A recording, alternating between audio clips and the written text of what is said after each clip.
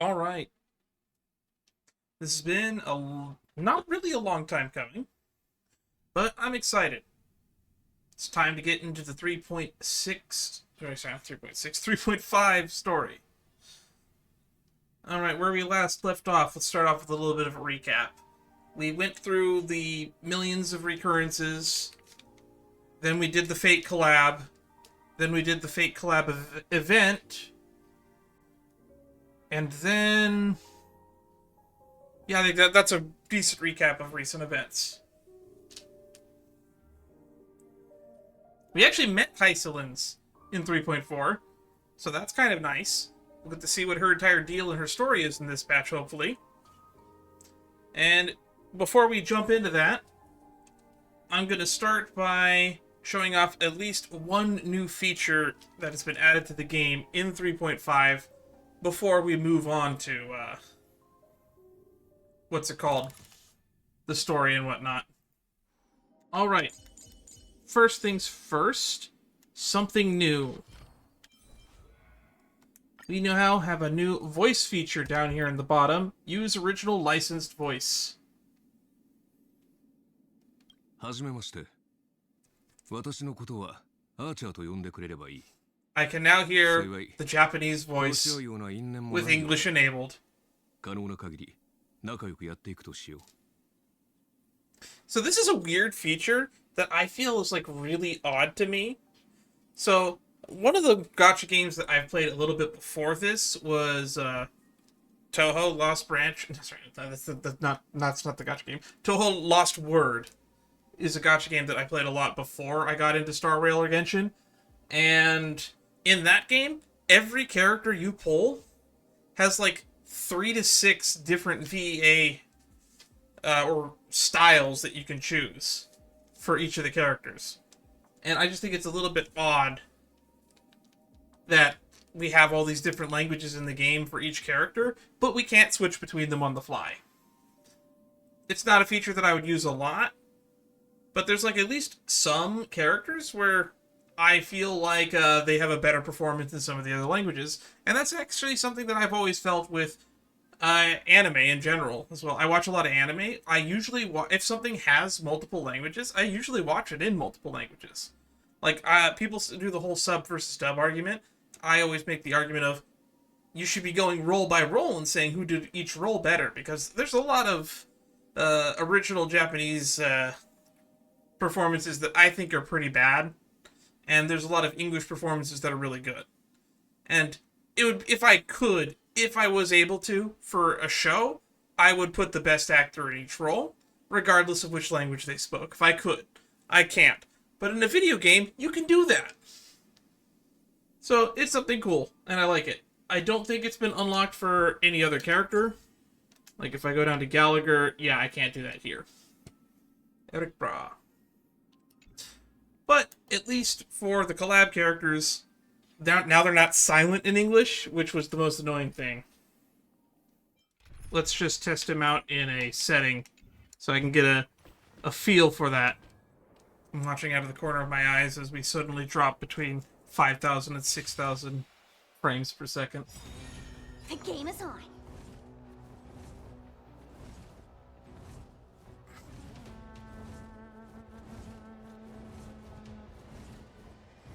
Let's see.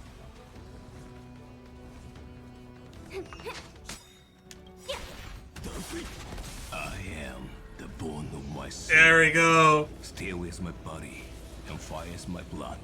I love it. I have created over 1,000 blades, unknown to death, unknown to life. Have withstood pain to create many weapons. He's still going. Yet, those hands will never hold anything. So, as I pray, unlimited, blade works. Can I have fun this time? Not bad for a not fully leveled up character. Let's play. You find Max the out answer. BSP, give a buff.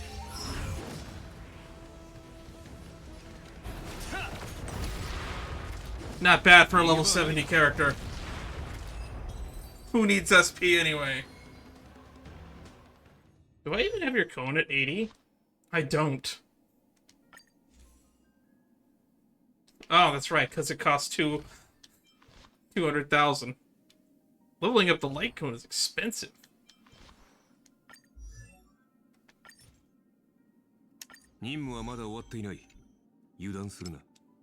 I can't even afford to level you up.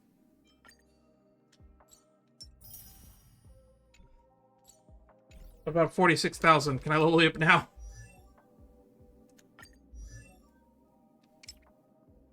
Nope. 70. I have 78,000.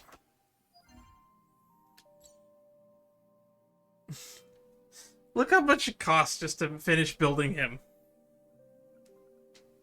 He's got A rank relics. Just maxing out his talents and last 10 levels of his cone and 10 levels of his... It's like 400,000 just for that. We can't level up Archer now, but hey, maybe we'll get enough credits for doing the story mission to actually level him up. But before that, let's just switch back to my other team. At the end of the stream, we'll see if we can level up Archer to 80. Alrighty, Editor Me has probably edited a chunk of that out, so let's just move on to the story. Alrighty, now for a real recap. I reunited with Don Hung and unexpectedly made contact with Screwlum. He warned us that Amphorius was actually an experimental ground for the erudition and was rapidly falling into the path of destruction. A Lord Ravager would soon complete its evolution in Amphorius. Iron Tomb. Delta 013 or whatever you want to call it.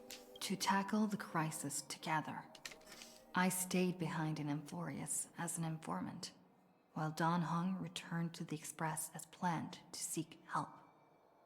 On top of that, Screwlum informed us that March 7th had also been drawn into Amphorius earlier. Still don't know what happened to her, but based off of trailer footage, I think we might have an idea. However, the current priority was the Era Nova. I quickly arrived at the Vortex of Genesis and met with Finan. The Era Nova ritual was supposed to proceed smoothly under the guidance of Lycus, but the appearance of the Flame Reaver once again left the fate of the world hanging in the balance.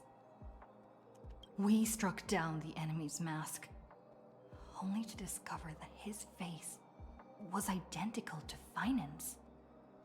When his body was pierced by the ceremonial blade, a flood of memories surged forth, revealing the truth about Finan, the Flame Reaver, and Amphorius.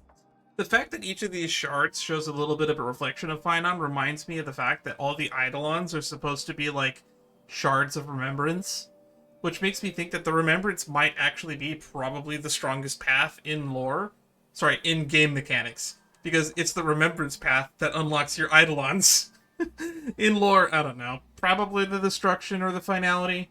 Or the nihility probably is the most broken that we've seen so far. Because it has the ability to ignore the powers of other paths. It turned out that all of us were trapped in the eternal recurrences, created by Finan and Cyrene. And the Flame Reaver was Finan himself, who had burned out after bearing countless core flames. Their goal was simple: to oppose the Aeon and rewrite the world's doomed fate of destruction. Good luck with that. The eternal recurrences had already played out 33,550,336 times. A perfect In number. this final cycle, I promised Finan to take on the title of Deliverer and save the world in his stead, while he would fulfill the wishes of the countless versions of himself. Tear the sky asunder and confront the destruction head on. Thus, with Finan's help, time in Amphorius reset once more. But I became lost in the chaotic flow of time. At the critical moment, Mem, who had regained all her memories, sacrificed herself to send me back to the beginning of time. And at the beginning of time is Ida Silesii and Cyrene, who is also Mem, but not Mem. Totally not confusing.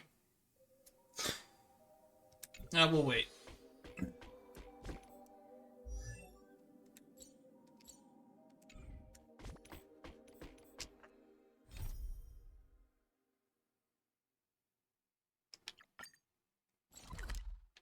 Okay, we're done waiting. Nobody has actually informed me about how long this mission is. People told me it was on the shorter side, but considering that, like, 8 to 12 hours is the longer side, I don't know what the shorter side is. Like, less than 4? Oh, is that a stain? I like this coat. Apparently you can check in on Cyrene daily, and she'll have, like, different activities for you. Hello. Hello! I look forward to your banner in 3.8 Just like what the or memories 3.7. Since we know you're not going to be in 3.6. Can's surprised expression is just like what the memories recorded. We've already talked to you, actually. You're still alive? Is this a new way to chat someone up? Maybe. I don't know. I don't really date. Well, I guess you did see the end of countless Cyrenes in a way of speaking. But I'm standing before you right here, right now, as alive as ever. Isn't that a good thing? On the subject of that, what is right here, right now, specifically on a chronological sense? It's me, friend. Don't you recognize me? Or did I really change that much? I feel like we already had this. Are you Cyrene or Mem? Okay, it's gonna make me choose this option now. Maybe I'm both? Just kidding. If I had to choose, then I'm probably closer to the latter. The latter? So you're closer to Mem than Cyrene? Maybe I'm both? Interesting. It's pretty unbelievable for me, too. It's like I had a long, long dream. Cyrene's memories and Mem's memories, they're all tangled together. But when I woke up, there were only broken fragments left. I can't remember what happened in those 30 million cycles, but I remember what you did for this world. I'll be honest, not much. Like, didn't you wish for me to turn into a pretty girl back at the Grove? Did I choose that option? I don't remember if I chose that dialogue option.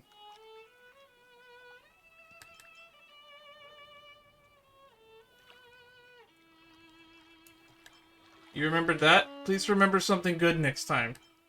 Wait, I didn't pick that option.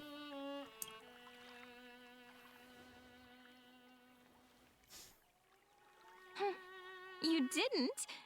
In that case, just treat it as my own wish then. I think it was your wish. There's so much I want to say, but unfortunately, this isn't the time to reminisce.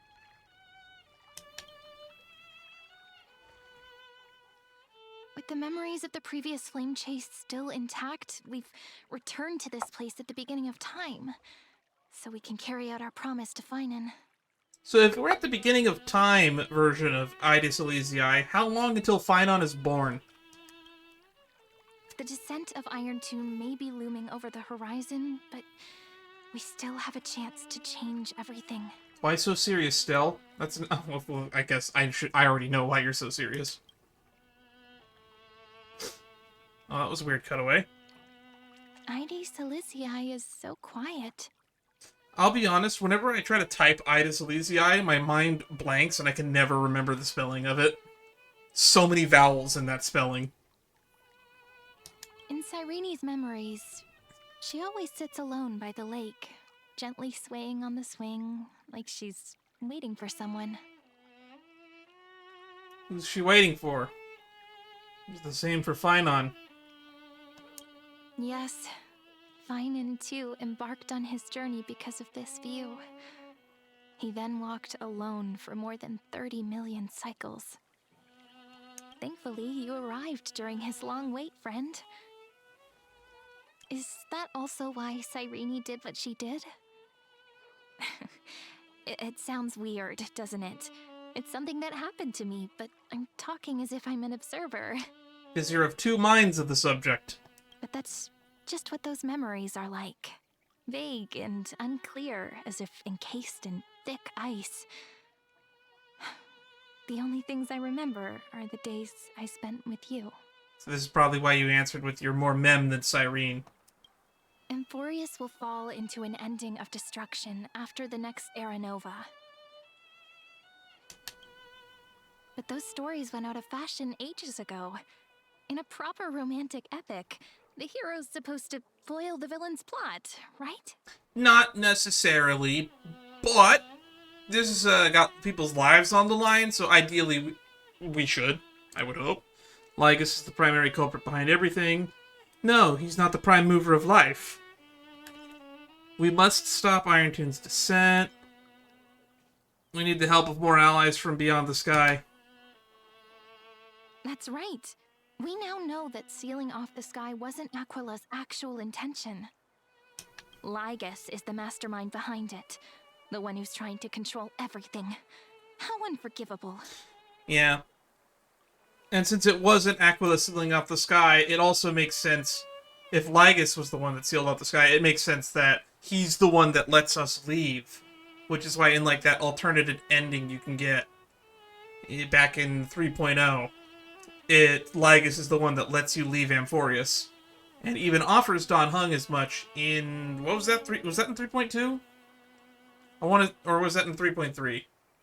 In one of those, he offers Dan Heng to leave. But I still feel a bit anxious. Lygus chose to walk into the spotlight and reveal everything, which means he still thinks the current situation is under his control. Probably is. Maybe he still has an ace up his sleeve. Think about it. Even the name Lycurgus is a fake one. We have no idea who or what he really is. He's probably Rupert III. Which means it's probably time to borrow that treasure you're carrying, friend. Which one? The one that Screwlum gave us? Time to call Screwlum with the chronocognitive anchor. Write his name in As I've Written. Make a wish to the Stellaron and destroy Lygus. Okay, option 3 is a no-go. Option 2 is funny. Option 1 is the most sense. Yep, that Intellitron friend did say, when required, it can also serve as a bridge for communications between the internal and external world. Don't try to emulate Screwlum's amazingly beautiful vocal performance. Id Silicii is a little village enclosed by time. We might be able to contact the outside world from here. Sounds like a plan. Let's do it. Why don't we give it a try? We should at least tell our friends from beyond the sky that you're still in one piece. Am I still in one piece? I haven't checked. Firstly, we need to find a well-hidden spot. In this well-hidden pocket dimension? Look, a little chimera. Oh, that's gonna start a side quest. Don't want to do that.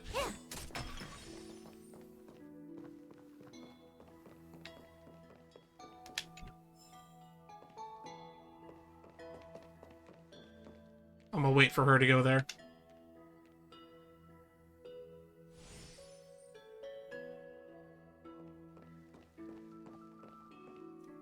It's super quiet here. Sounds can't get in or out. If you say so, I don't believe you, but whatever. Back in Cyrene's memories, This room was her secret base. Really? No one noticed her practicing Orynyx's prayer here, or trying to speak with the gods in secret. Are you sure it's less that they didn't notice or that they gave her privacy? But today's different, isn't it? We aren't trying to contact unreachable gods, but humans from other worlds. Real people. What was it? Anaxagoras might say that we are the real gods. I'm prepared to witness that miracle, friend. The way Cyrene talks is so similar to Mem. She already said that she's more Mem than Cyrene. I have so many questions. I'm also worried about how Dawn Hung and March 7th are doing.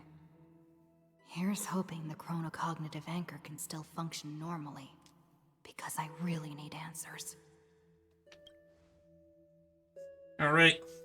Use the doohickey. Chronocognitive anchor.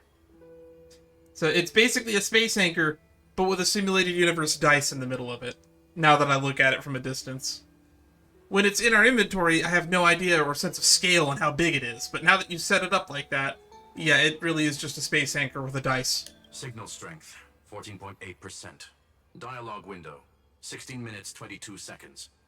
Prerequisite, no external interferences. We are very glad to learn that you're safe. Thank you, Screwlum. Oh, what did I say? Kitty, Such a relief to see you two. Kitty. Now's not the time to celebrate. Having two geniuses standing here means you are in big trouble. Well, when you say it like that, now I'm worried. Listen up, little one. The Destruction's eyes are gazing upon this place. No, I'm not joking, and no, it's not Droidhead. It's the real Nanook. Well, I already know that Nanook is not... I already know that Droidhead is not the Destruction, so yes, Nanook is gazing on this place. Time is running out, so I'll explain in terms you understand. This world, Amphorius, is in fact a testing ground, where the Lord Ravager, Iron Tomb, evolves through self-extrapolation. Hiding in this segmentum, unknown to other life forms, it has endlessly repeated the process of Era Nova, seeking a solution that could obliterate the erudition. That's its goal, huh? And that's our first CG. It's a CG we've seen already, but it's a CG nonetheless.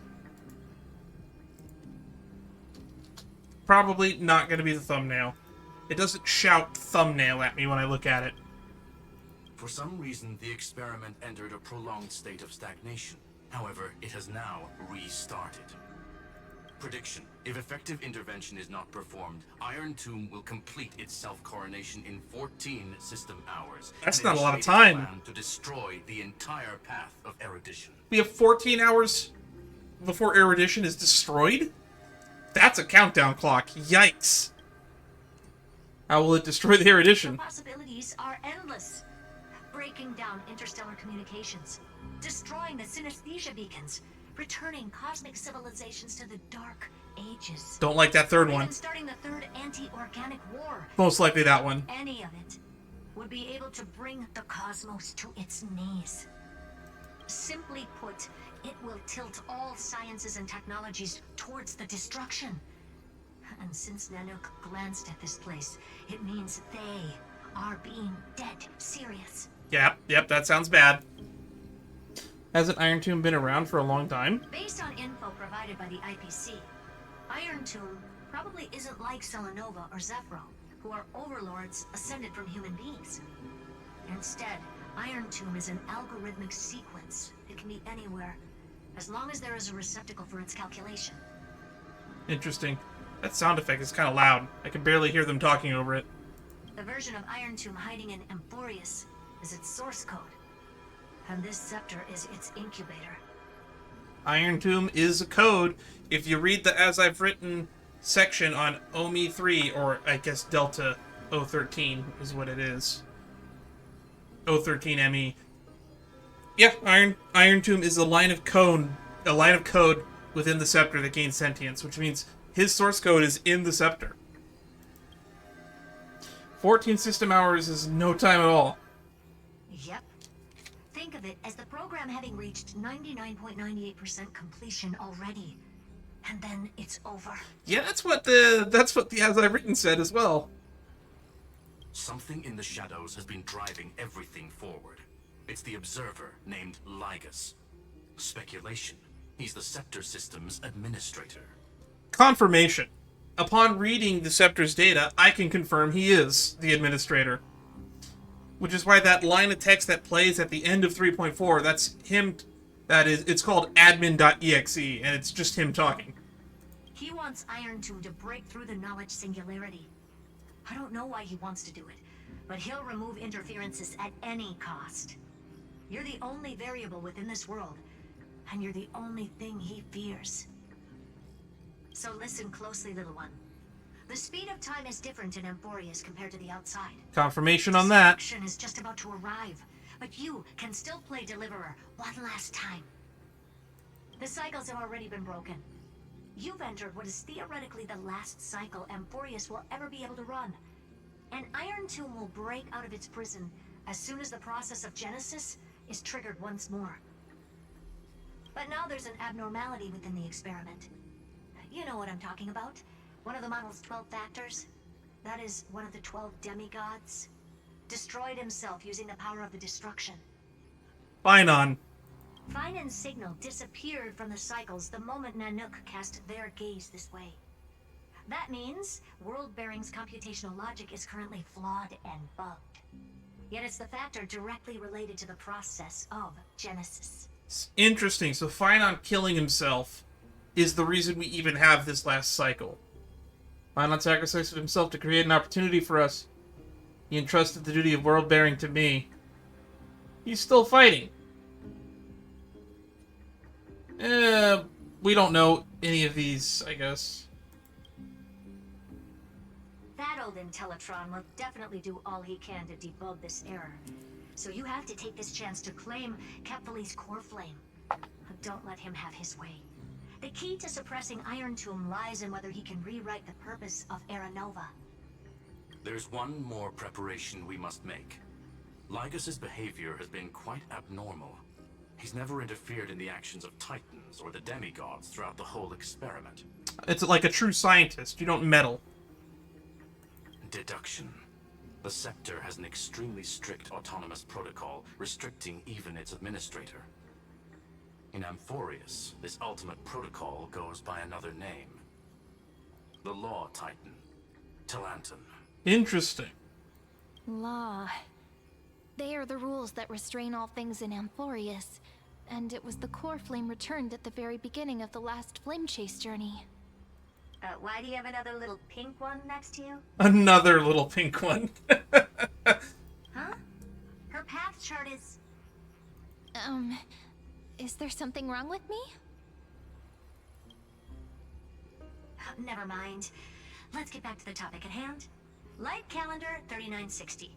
Month of balance. We'll be locking onto this time period to find Law. You can either meet the Titan, convince the demigod, or take the core flame by force. It doesn't matter what you do, so long as you bend it to your favor. Alrighty. So we have to get to the core flame of Law before it gets shoved into the Genesis chamber. We still haven't figured out how you and Don Hung got inside this world. So influencing protocol is currently our best way to stop Lygus, or to call for more reinforcements into this fight. Once you've got Law in your hands, we'll discuss our next steps.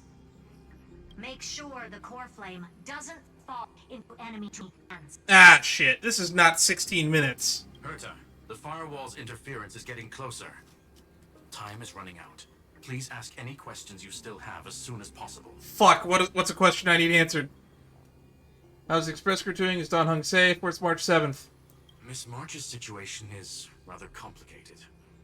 Madame Herta and I can detect her signal, but cannot ascertain her location. What we can be sure of is that she's still in Amphorius. Don't worry about her. She's absolutely chock full of mysteries. Even if Amphorius explodes, she'll probably float out perfectly protected in a nice thick layer of ice. Worry more about yourself instead. Not worried about her. I just want to know. Is Don Hung safe? How's the Express crew doing? Iron Tomb can't affect the real world just yet. Don't worry. Himiko and the others are more concerned about your well-being than their own. Love those guys. Is Don Hung okay? Mr. Don Hung did not enter the new world with you at the end of the last cycle. Known. The flow of time inside and outside Amphorius is not identical. 1,000 years in this world may only be a fleeting second outside of it. Okay. Conclusion. He is on his way back to the Express. Oh, so he hasn't made it back yet. I didn't have any other questions. I believe in your capacities. The hands of the Trailblazers. Well, actually, I did have one more question. It's like, what's going on with Cyrene/Mem over there? Flames of evil. I'm not going to give any motivational speeches. I just hope you bring good news the next time we meet, little one. No, not little one. Deliverer.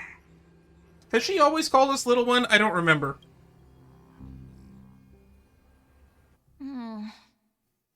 Those two geniuses certainly have memorable personalities. Say that again. What do you think about them?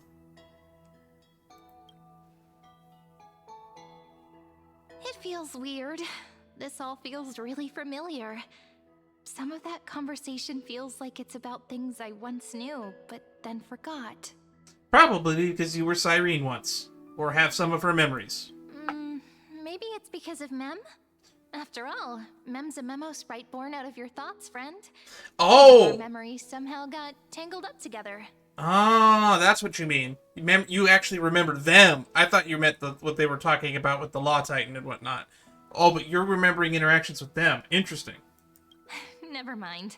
Let's focus on something more important with what little time we have. Just treat me as an ordinary girl with secrets, okay? So just treat you as an ordinary girl. Got it. Like calendar 3960. Everyone has I remember secrets. that Talantin had already fallen by then, and the Chrysos heir who inherited that core flame is named Saridra. That's what's recorded in history, and the period we'll be heading to. We'll need to find Law and stop Lygus. Sounds like a plan. Are we going to do the same thing we did when we went back to Castrum Crimnos in the past? So, we've at least got a solid direction, right?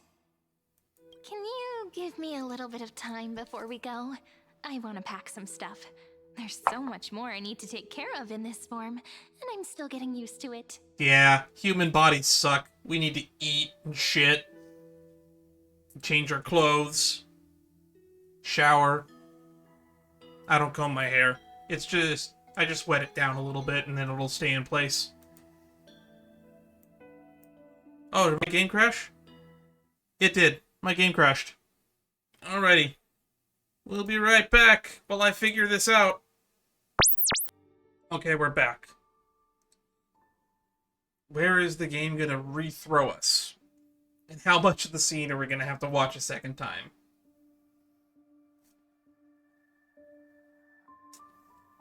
We're not very far into the story, and we're already an hour into this recording. Granted, this start of this recording included me doing some grinding, so a lot of that's going to get edited out. I actually don't know how much of this stream has been the actual story. I want to say in the ballpark of maybe 30 minutes of it so far. It's super quiet here. Sounds can't get in. We're back here. Back in Cyrene's memories. But today's different, isn't it? I'm prepared to witness The way Cyrene... Well, I guess I'll get to see that choice I accidentally skipped through. Signal strength. We are very glad to learn that you're safe. How are things outside this world? Herda, you're here too? Not only am I here, but I also happen to have saved you 4 times already. Without you even being aware of it, of course. I don't like the sound of that. I know things were bad. I didn't realize they were that bad. Alright, let's skip through the rest of this Now's not the time to dialogue. celebrate. When 2 geniuses show up at once, you know you're in deep trouble. Yep, Listen deep up, trouble. little one. Time is running out, so I'll hiding in this segmentum, unknown to other life forms, it has endlessly Oh, don't tell me repeated it the already process of crashed. Era Nova.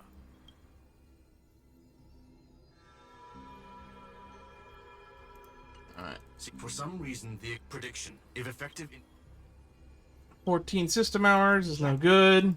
something in the shadow. He wants iron to, so listen closely. The cycles have already been, but now there's an abnormal. Finan's signal disappeared from the cycles the moment Nanook cast their gaze this way.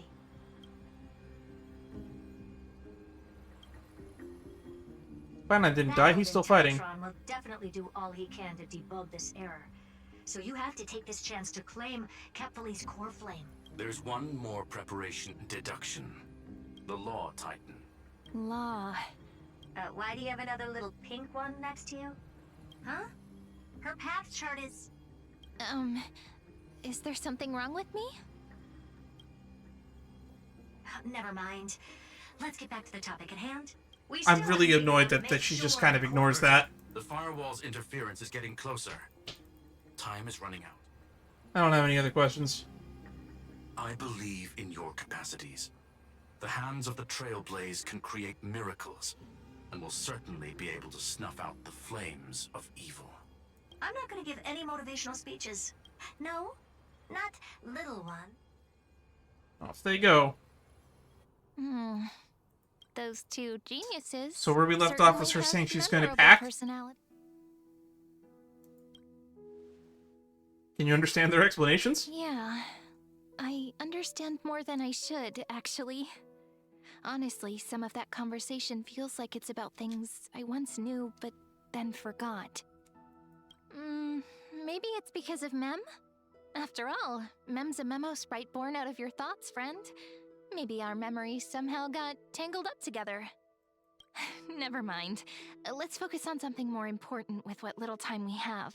Ordinary girl with Light secrets. calendar 3960. So, we've at least got a...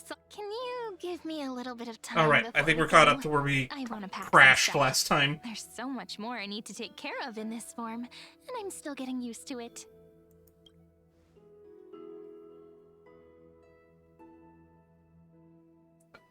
A relaxed scene like this probably no longer exists in the outside world. I'm sure it exists somewhere. The universe is vast.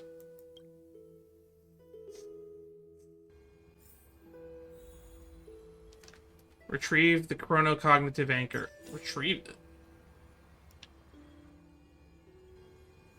Don't forget to take it with you. It's your only means of communication with the outside world. The genius's message is still there, reminding you.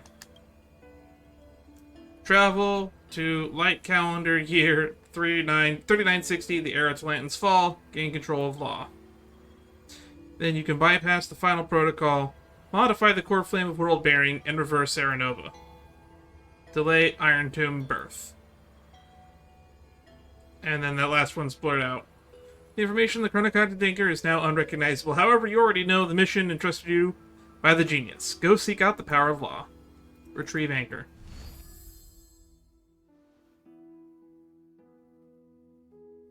Should I head to the attic to wait for Cyrene? Or should I have one last look at Ides Elysiae?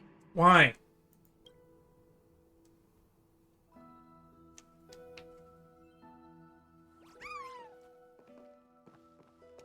This is important, and that's also important. It's not gonna fit into my bag. I have a car in my bag. Hold on, I'll be done in a sec. Okay.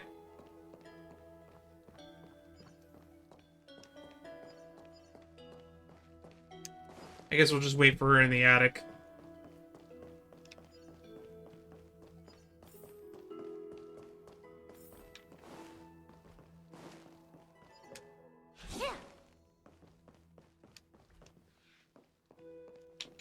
New scenery.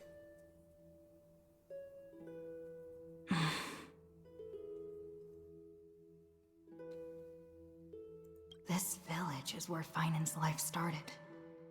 After 30 million cycles and 30 million failures, his burden is now in my hands. He said I will take over the responsibilities of world-bearing. But what does that mean? Becoming the new Kefali? Or forging a completely new path? I mean, I had a theory about this. So, if the Scepter is what's generating this world, and Iron Tomb is just extrapolating this world, if we defeat this Iron Tomb, theoretically this world ceases to exist. So, by seizing the world-bearing power and the Talantan power, theoretically we'll have all the core flames by the end of this, and we're gonna have to make it so that this world still exists at the end. Which, fun theory, I think Finon might sacrifice themselves at the end, or will do something along those lines, but we're going to need to do something to make sure this world still persists, or maybe Fuli will show up and preserve it, who knows. Believe in Destiny's plans, prepare for the worst, analyze the situation rationally. Calm down and think this through rationally. This is gonna be a very difficult campaign. We can't lose Kefali's core flame. And we also need to find either Talantan or their demigod, then convince them to join us in the fight against the destruction. But there are so many unknowns. We don't know what Lygus might be doing, and we'll have to face Iron Tomb after dealing with him. There's also Cyrene. What exactly is she? I don't care about all this focus on Cyrene. I like her as a character, but figuring out the mystery surrounding her doesn't feel super important to saving the world. There's so many questions. I'll have to take it one step at a time. But I must make each move very carefully, because every decision can potentially impact the end. Herta and Screwlum's help might be crucial. Thinking hard over there? No, I'm hardly working. Darn, I messed that up. I finished packing. I decided to just bring these few things in the end. Which things? See? There's a journal, a quill pen, and the ceremonial blade of the Priests of Time. Holding it calms me down for some reason. That's actually a blade? I thought it was a staff. The scent of the black tide is now calm. Finan must still be fighting them in some way. This will be Amphorius's final flame chase journey. But it won't be the end of us. It'll be the beginning. I mean, technically our beginning is a little bit before, way earlier. Friend, are you ready to become a hero? Also, we saw Mem when we first arrived on Amphorius. It's kind of like how we ended up, we followed Mem, and that's how we ran into Finon and Tribby. So, there's a lot about Mem we don't know, and it's definitely important and has ties with the Remembrance. But beyond that, I still don't, I should act around you. I still don't get it. Why must it be me? Let's go, we'll save everyone, stand with me, and let's become here. That's Finon's line. Just treat me like any other friend you have. We share a common goal and common enemies. Makes sense to me. And we may also share a common future. A future that has never emerged in any other cycles before. I believe in you, friend. Somebody out there, I don't know if I can find the footage of it, somebody actually animated, the Trailblazer for the Remembrance Path, but they replaced Mem with Cyrene's model for the animations. I don't think that's gonna happen in-game, but boy would it be hilarious. If you still can't get used to it, just call me Mem like you did before. Just kidding. I still don't get it. Why must it be Are me? you worried that the burden is too heavy for you? Don't worry. Maybe the answer isn't as complicated as you think. I think it's more of I'm the only one here that can do anything, because Don Hung left. You've seen how every person regarded as a hero in Amphorius was nothing more than a flawed human. They were just at the right place at the right time when the world needed a hero. That's true of most people. People tend to forget or realize how much luck plays a factor in the success in their lives. But those aren't coincidences. Just I like would- how I would your call them arrival coincidences. kickstarted Amphorius's fate once more after a stagnation of more than 30 million cycles. It's the inevitability of being a trailblazer. A person's personality is their destiny. Your own hero's journey already started the moment you decided to board that express. Alright, stand with me and let's become heroes. Stand with me? That does sound very nice. Why don't we take everyone with us? I believe in you, friend. We'll never be alone, no matter what awaits us. In other words, since you've already saved so many worlds, friend, you should be used to being called a hero by now. It was a group effort most of those times, though. Maybe you can tell me those stories as we travel. That way they can become our shared memories too.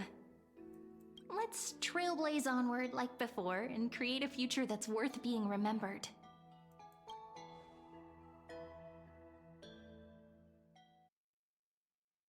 Alright, more an internal monologue?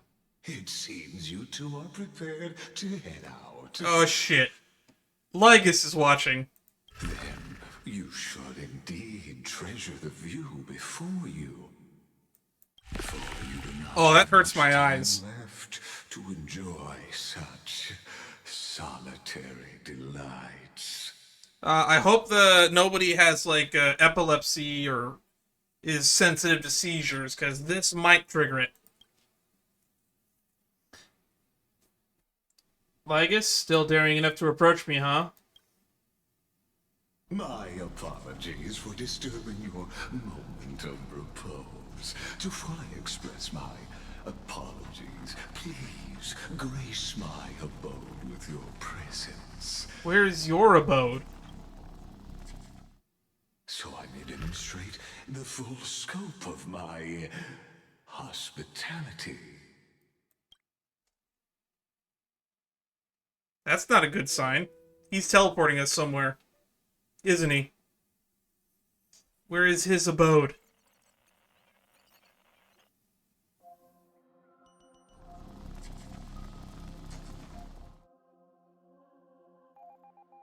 Are we in the path space? Oh! Oh, this is new. Is this place?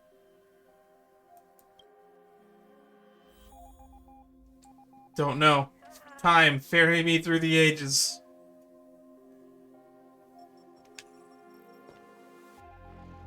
Farewell, then.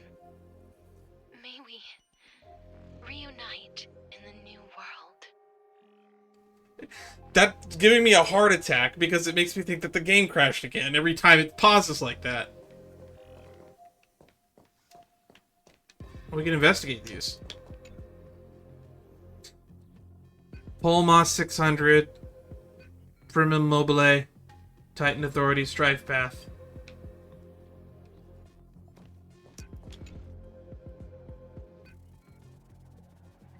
Elos 252, Premium Mobile, Blank, Titan Authority, Skypath. So these are the real names of the Chrysos heirs. Some of them were revealed in As I've Written. Ep128, Kia 216, Premium Mobile, Blank, Titan Authority, Death, Path, Blank. Can I actually still pull up? I cannot. I cannot pull up As I've Written. Oh! All shall bid farewell to one. And that person alone will witness the miracle. Also, there's no subtitles for this. Schema 720, Promovia Blank, Titan Authority, Reason Path. Anaxagoras, his real name. Haplote 455, Promovia Blank, Titan Authority, Passage.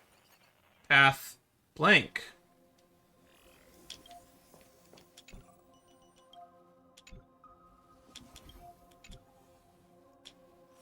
Now, some of these paths are actually revealed in As I've Written already. Like, it revealed that death was equilibrium in the As I've Written. Reason was supposed to be erudition, and a few others. Who's this one? Scopio 365, Earth Path Blank. That one's probably going to be permanence.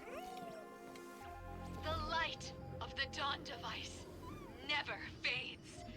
Kephalese protection has no end. Trickery Titan was revealed in the As I've Written as the path of elation, actually.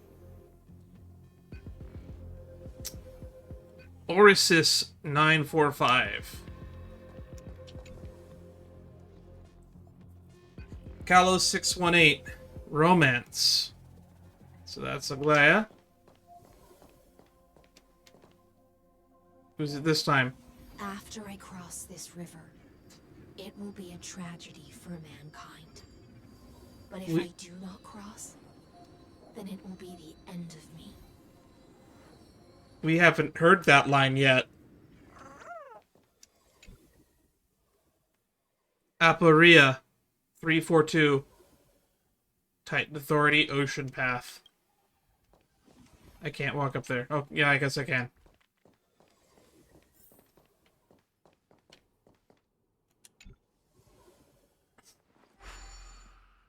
As you reach out to touch the screen, an eerie sensation instantly courses through your entire body.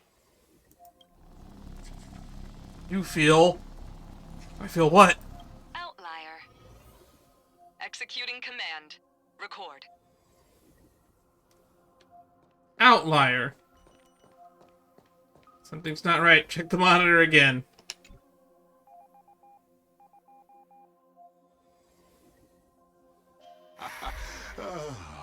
Did that startle you?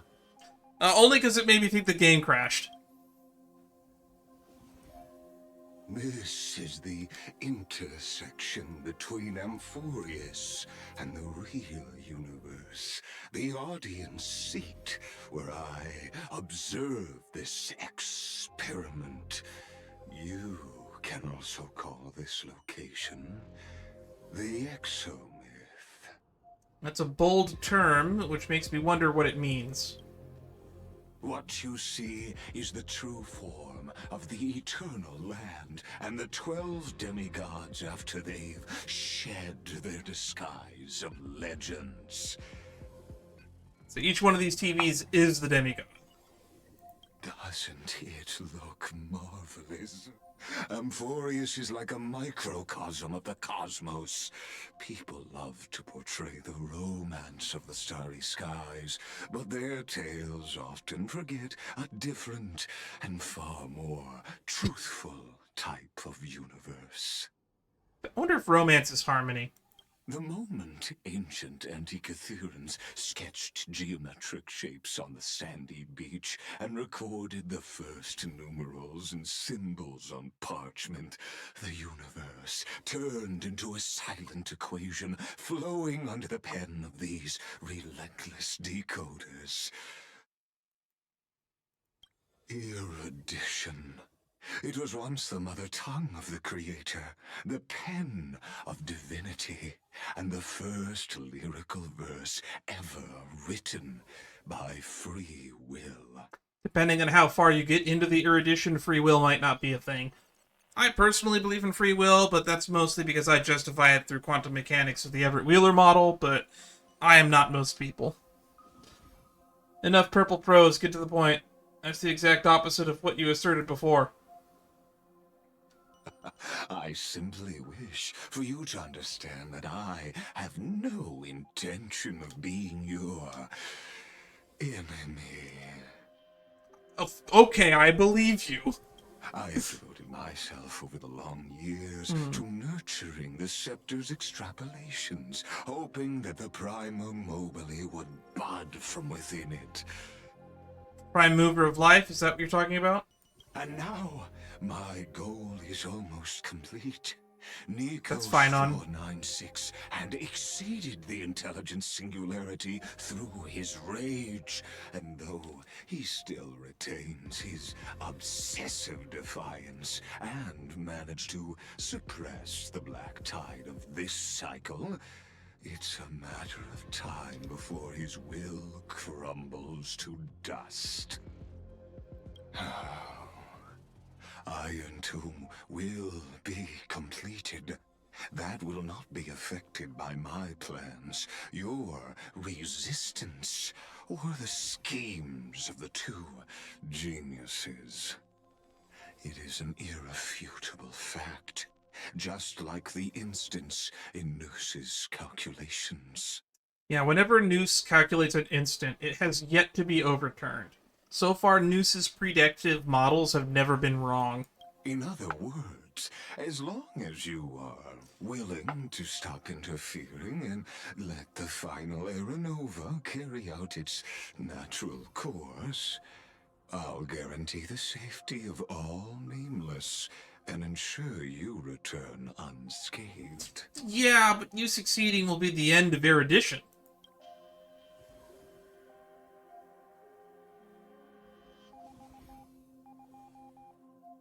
I still have a friend stranded here. Ah, yes. I am aware of that esteemed lady's whereabouts.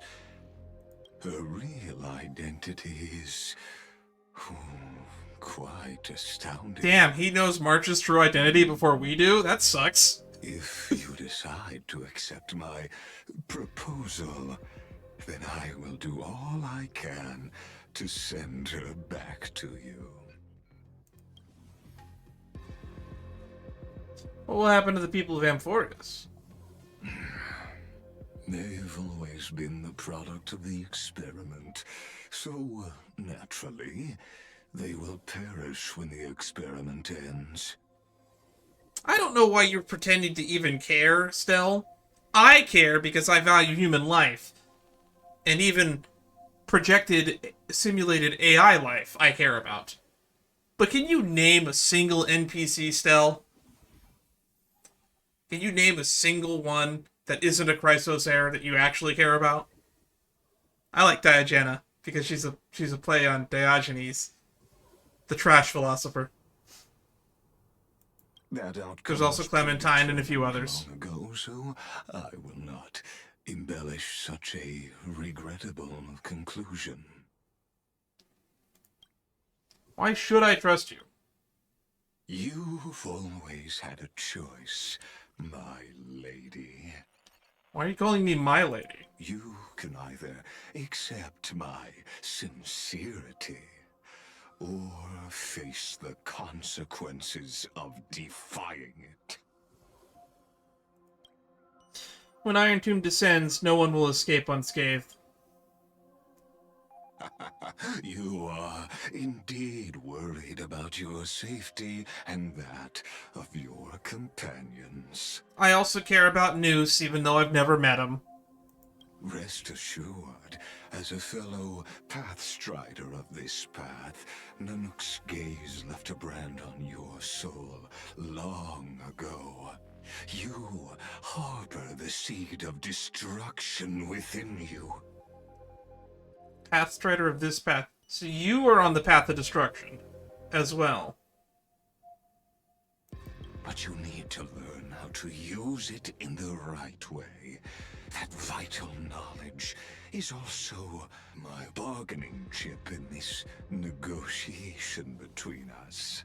For there are few in this world who are truly capable of such a feat. That's actually very interesting. So Lygus knows how to control the Stellaron within us, and teach us how to harness its power. That's super interesting. And I happen to be one of them. You also have a Stellaron within you?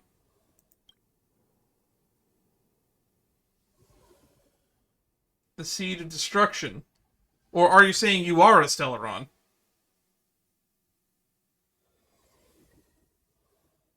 Stellaron is a seed of ruin and will bring... Who are you? Someone who wanders the stars. Someone who seeks answers with abject despair. Just say you're Rupert 3 already. That is all I am. Or are you a Stellaron? This matter is of grave importance, so please do not make your decision lightly.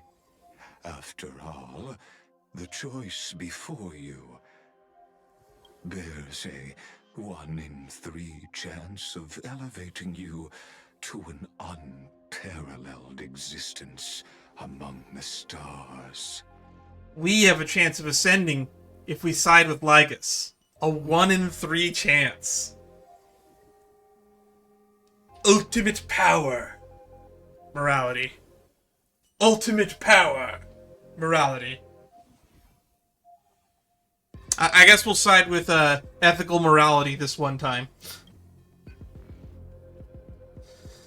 I never thought of becoming unparalleled. That being said, Kafka said that it is a possibility that we have. I believe she said that all the way back in the Lafu.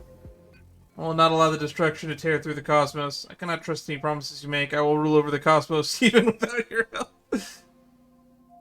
That's funny. I've never thought of becoming unparalleled.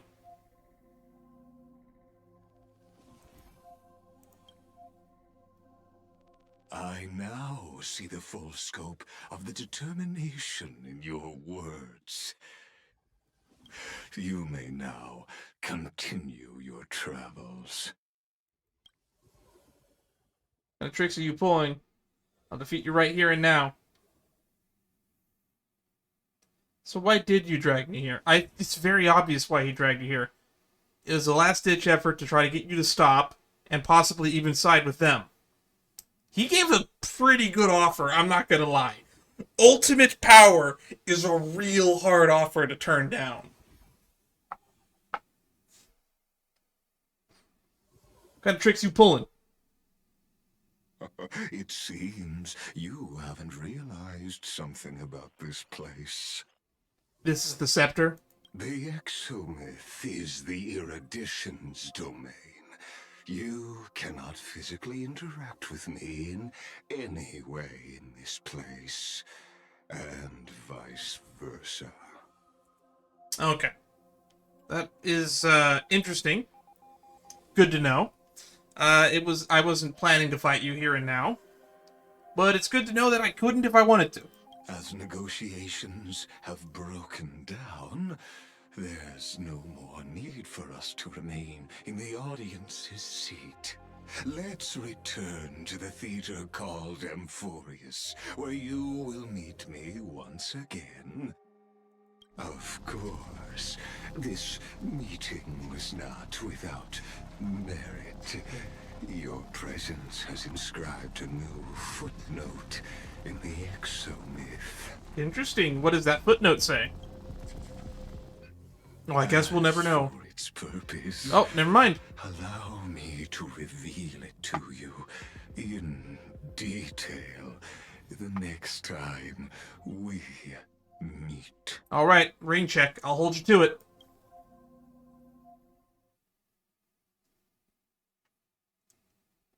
Also, we didn't see Ceredra's PC, which means the one that we talked to at the end was probably Ceredra's. Also, it's kind of odd that we met Isolins, or Electra, or whatever name she's going by these days, in 3.4, but we did not meet Ceredra. The Imperator was not present. Makes me wonder if her model just wasn't done in time for 3.4. Alright, 33,550,337. 100 years ago, the flames of war consumed Okhema. The Outland forces broke through the dawn. Golden blood flowed with greed, and enemies descended with Kephali's eternal slumber, painting the holy city's walls in scarlet.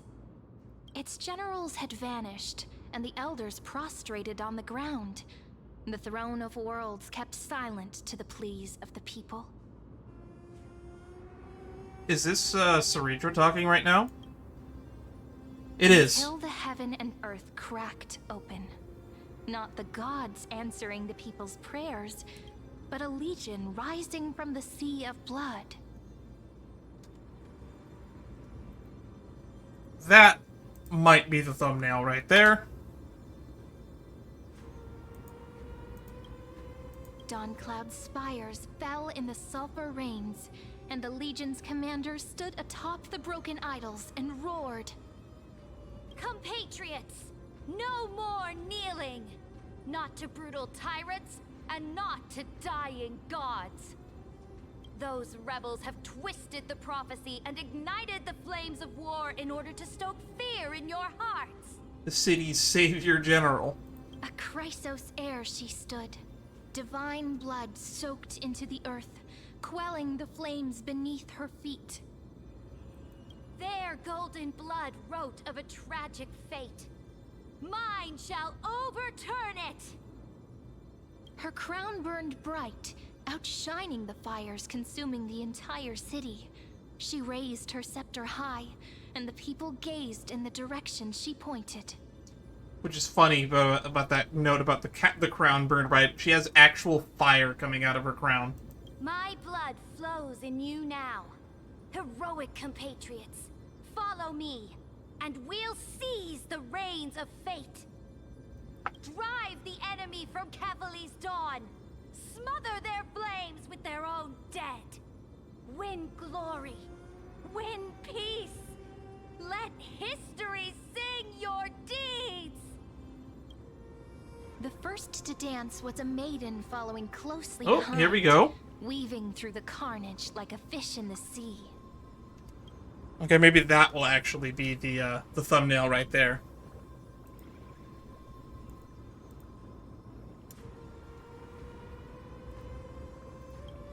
The people, full of wrath, surged with her, forming a colossal wave, and the enemy hordes, drained of life, vanished into nothing. Onward to Marmorial Palace, to Dawn Cloud's heights. Announce to all the wicked and cowardly. Announce to this stagnant age. I declare myself the Imperator. We are the rising tide. Okay, that's a much cooler chant. History remembers this as the first siege of Okhema. It is said that after the flames died, people found identical inscriptions in every place in the city that had been scorched by fire. It was the name borne by Okhema's first and final sovereign, the Imperator Cyrene. Cyrene. Friend, are you listening? Friend? Friend? Honestly, you were the one who insisted on reviewing history, yet here you are, dozing off? Oh, Wake up! but it's much Otherwise, more I'll have fun if I watch it in my head. Wake up! Otherwise, I'll have to... You'll have to what? Oh no. Are you gonna try to make out with me like I tried to do to Don Hung? Awake at last? I guess I won't have to use my wake-up magic on you then. I feel like I have seen this exact pose before, and I will save an image of it, just in case I will need to use it later.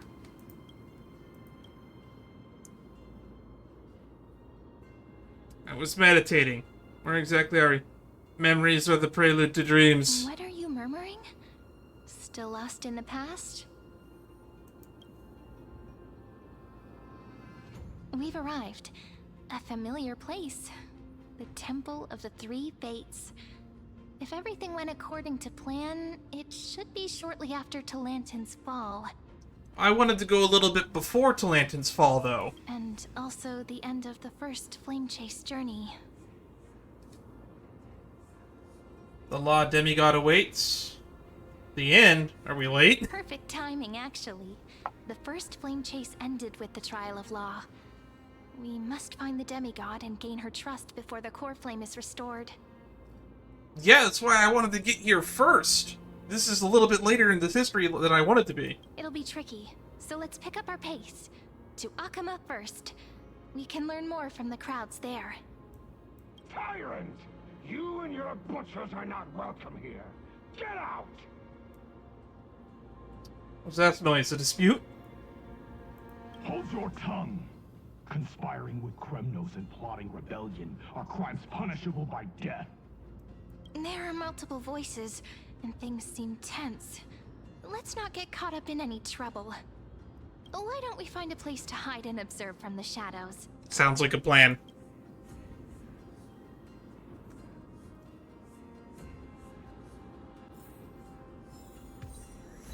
Unyielding sacrifice. Still can't look at the pause menu.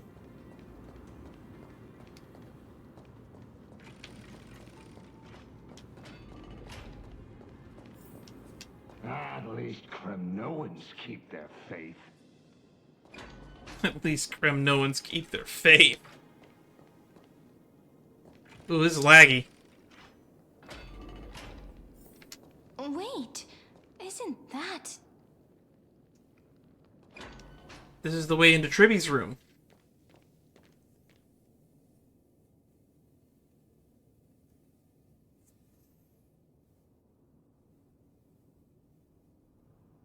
Golden-blooded defilers, perverting the prophecy and trying to slay gods.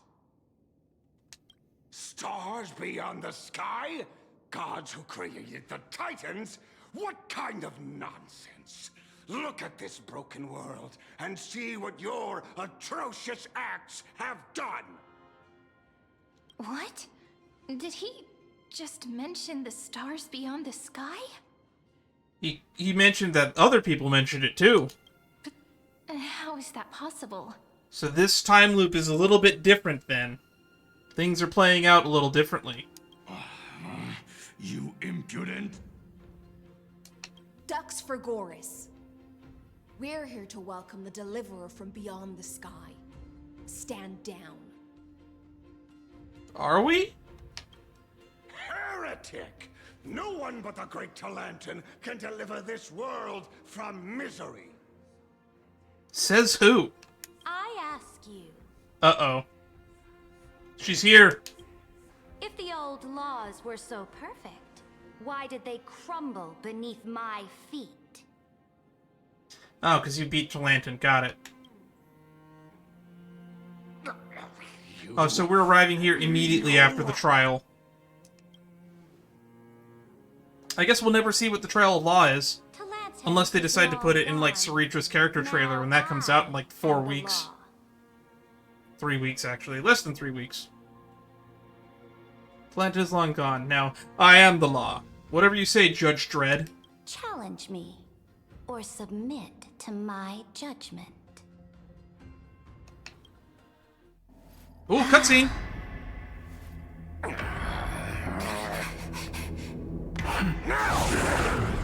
Silence! Or a night piece. What gives you the right to judge a priest of law? Also, why did we run down there? That's because I came, I saw, I conquered. I conquered. Famous quote.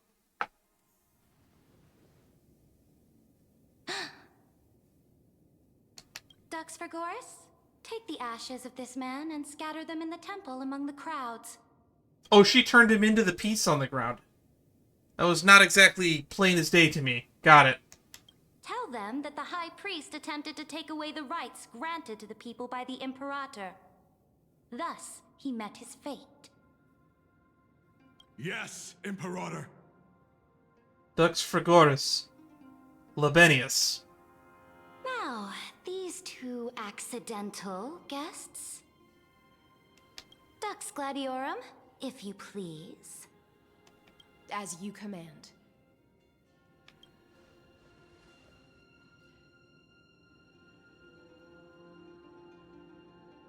Typical start. Should have expected it. We're going to jail again. It's Cacolia all over again. Wait, is that Kindness? Huh? Is this... Kindness? Correct, but not the kindness you know. Then again, that's right, Kindness. So there's so many Kindnesses. This is the leader of the Cleaners in this era. Since the start of the Chrysos War, they've made it their mission to wipe out the Chrysos heirs. Even now, even after I've united all the city-states, these vermin still lurk in the shadows, hindering the flame-chased journey. We're also 100 years in the past. Ish. Which means... he might still be out there. Moreover, I know that the 27th person to inherit this role bore many grudges against you and nearly doomed the second Flame Chase journey. Why do you know about events that haven't happened yet? The enemy of my enemy is my friend. So, out of courtesy, I present to you this corpse as a gift. Can I return it? Can I exchange it for store credit? You know about the second Flame Chase journey. Careful. Let's wait and see what happens. She's probably trying to scare us. For the sake of order, I am known by many titles. Flamebearer who ends wars, Tyrant of Dawncloud, Empress of the Holy City, and Imperator of the Flame Chase. But in light of your unique identities, I'll allow you to address me by my real name. Uh-oh, I just lost connection to Discord, which means we might lose connection to the game soon. We haven't really been dropping frames, though. Cyrene. On behalf of my people and this land, greetings, Deliverer. If I may, how do you know her identity? No. Back that up. Why do you know about the events that haven't happened yet? As the little hostage prophesied, Oh. the Deliverer shall come from the future beyond the sky. God damn it, Trivy. Stop telling people the future. Gray hair, golden eyes, skilled in wielding a mace. They would arrive in Yanisopolis on this day. There's no mistake. Damn. Trivy's prophecies are getting a little bit too specific. And, I like that they called the bat a mace. Prophecy mentions beyond the sky. Trivy foresaw our arrival. This completely diverges from history. Your orders, Imperator. We return triumphant. Send an urgent message to all delegates. The meeting of the Flame Chase Alliance will convene early. As for you two, Okhema knows what you seek. We'll confer in the Holy City. This is the problem when you introduce time travel into a plot while being able to see the future happens. But then again, this is all a simulation, so I'm willing to, like, hand wave a lot of this away and not count it as a paradox, because it's technically not a paradox if it's all a simulation. Because you can rewrite or retcon any inconsistencies. Doubtless you have many questions, but save them for later. Please follow us. This is not what I expected at all. Definitely not what I expected. But not too far out of the realm of understanding. The demigod we needed to find was just waiting for us. And she knows of things beyond the sky. Even eons. Gods who created the Titans. How could this be so different from the previous 30 million Amphorius cycles? Who altered history? Lygus. Maybe we messed up the timeline. That is also a possibility. Lygus, could he... Maybe March 7th or Don Hung. That's also a possibility.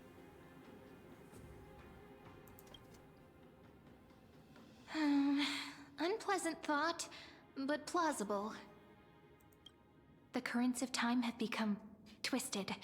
Regardless of who caused this, that Imperator came prepared. We're the ones at a disadvantage now. But she is intending to ally with us. But who knows? I still wanted a Lady Kindness Cleaner boss fight, though, and I'm a little bit disappointed yet again. We might as well dance their dance. Let's go with them to the Holy City. We've received the Imperator's favor because of your unique background. As a result, the people of Okhema will certainly respect you more. Just put that to good use, and add a bit of your experience and charm. Also, I'm a little bit sad that Trivy's prophecy didn't mention that we know how to use a mace, a lance, and a hat. And a quill. Should be easier than last time, right? If we figure out what happened in this cycle, we'll be able to turn things back in our favor. Who knows? Maybe Aglaya won't try to kill us this time. God, I don't like Aglaya. This is already going better than our first interaction with Aglaya. An old flame chase companion awaits in the Holy City. Can't do without your charm either. Trailblaze, the sequel. We always find a way. Exactly. Treeby, Aglaya, maybe even little Cypher. Yep, they should all be around. Cypher, by the way, in Hycelin's character trailer was hilarious, if you haven't seen it yet. Trailblaze, the sequel. We always find a way. Calm and confident. That's the you I'm familiar with. Guests, please. You can drop the serious tone, Hycelins. The journey to save the world starts with a single step. That's the journey of 1,000 miles, but same thing. Let's set off, my friend. Has Aquila closed their eyes at this point in the timeline yet? I don't remember.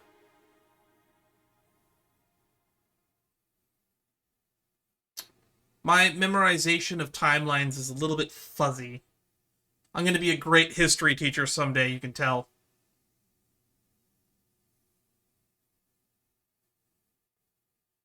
By the way, if you're looking for channel recommendations and you haven't done it yet, what was it? History teacher Terry? You can find his channel where he does a lot of React content as a history teacher. Highly recommend that channel. You know, they added a new feature in this patch where I can delete a lot of the files in the game. I wonder if that'll actually improve performance. I don't think it should, but it might. Hail to the Imperator! Right. Game's lagging, but it's running.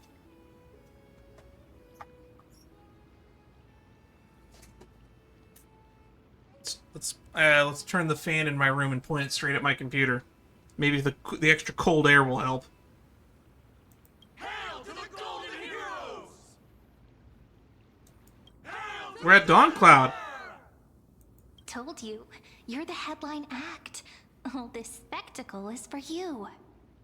Cool. Do I like that? I don't know if I like that. Guards, your service to the Holy City is appreciated. How have things been?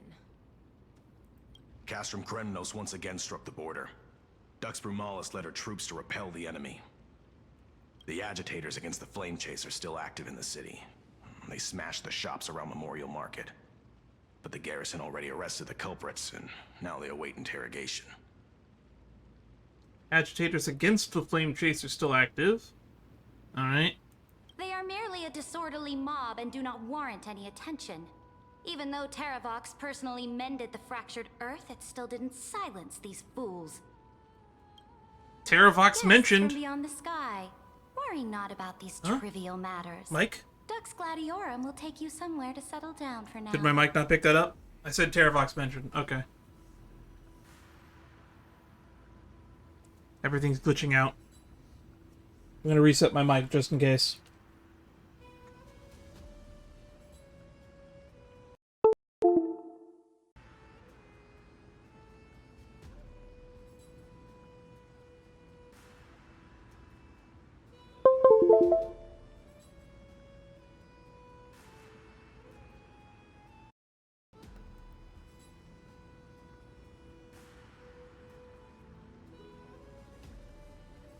Okay.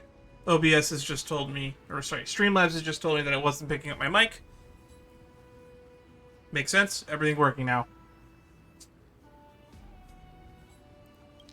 But yeah, I think this is the very first time Terravox has been mentioned in a story quest so far. The Demigod of Earth was not brought up a single time to my memory from 3.0 to 3.4. The first time Terravox got mentioned was in As I've Written, and I kind of got annoyed by that.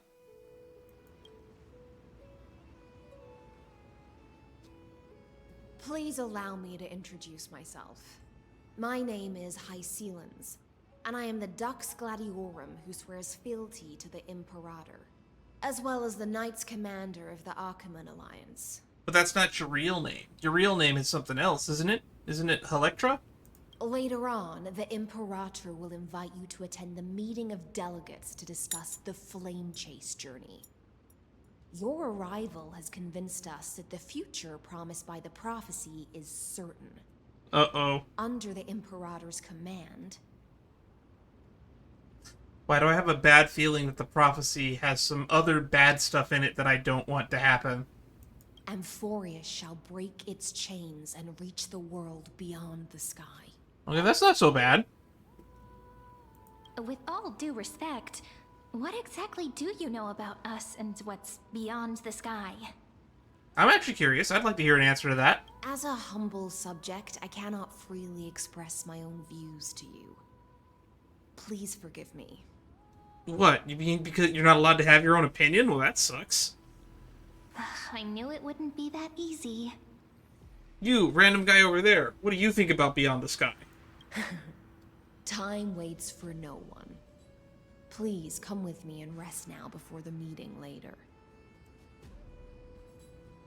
I can see her ribcage.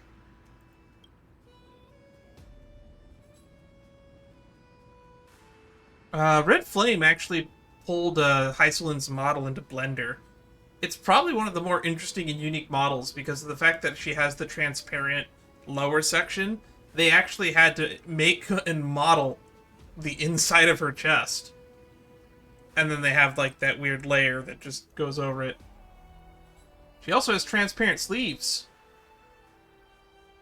Oh, everyone's loading in. Okhema, under the Imperator's rule, is no longer in the shadow of war. Oh, game is lagging hard. Alright, let's close Discord as much as I don't want to. Maybe that'll help. Indeed, Dawncloud stands as the hero's residence. The Imperator put much thought into its design, in order for it to serve as a sanctuary from the burdens of battle. Please experience its marvels firsthand, heroes. When the Imperator arrives, I shall come to summon you. I've been here before, though.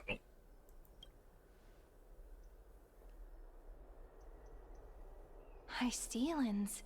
No wonder she's the Knight's commander. Do you have any memories about her?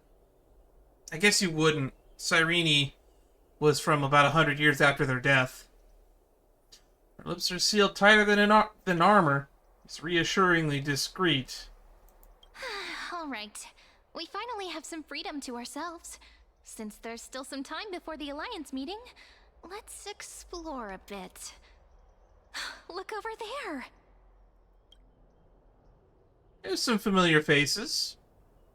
It's Aglaia and Tribby. Not the ladies I'm familiar with.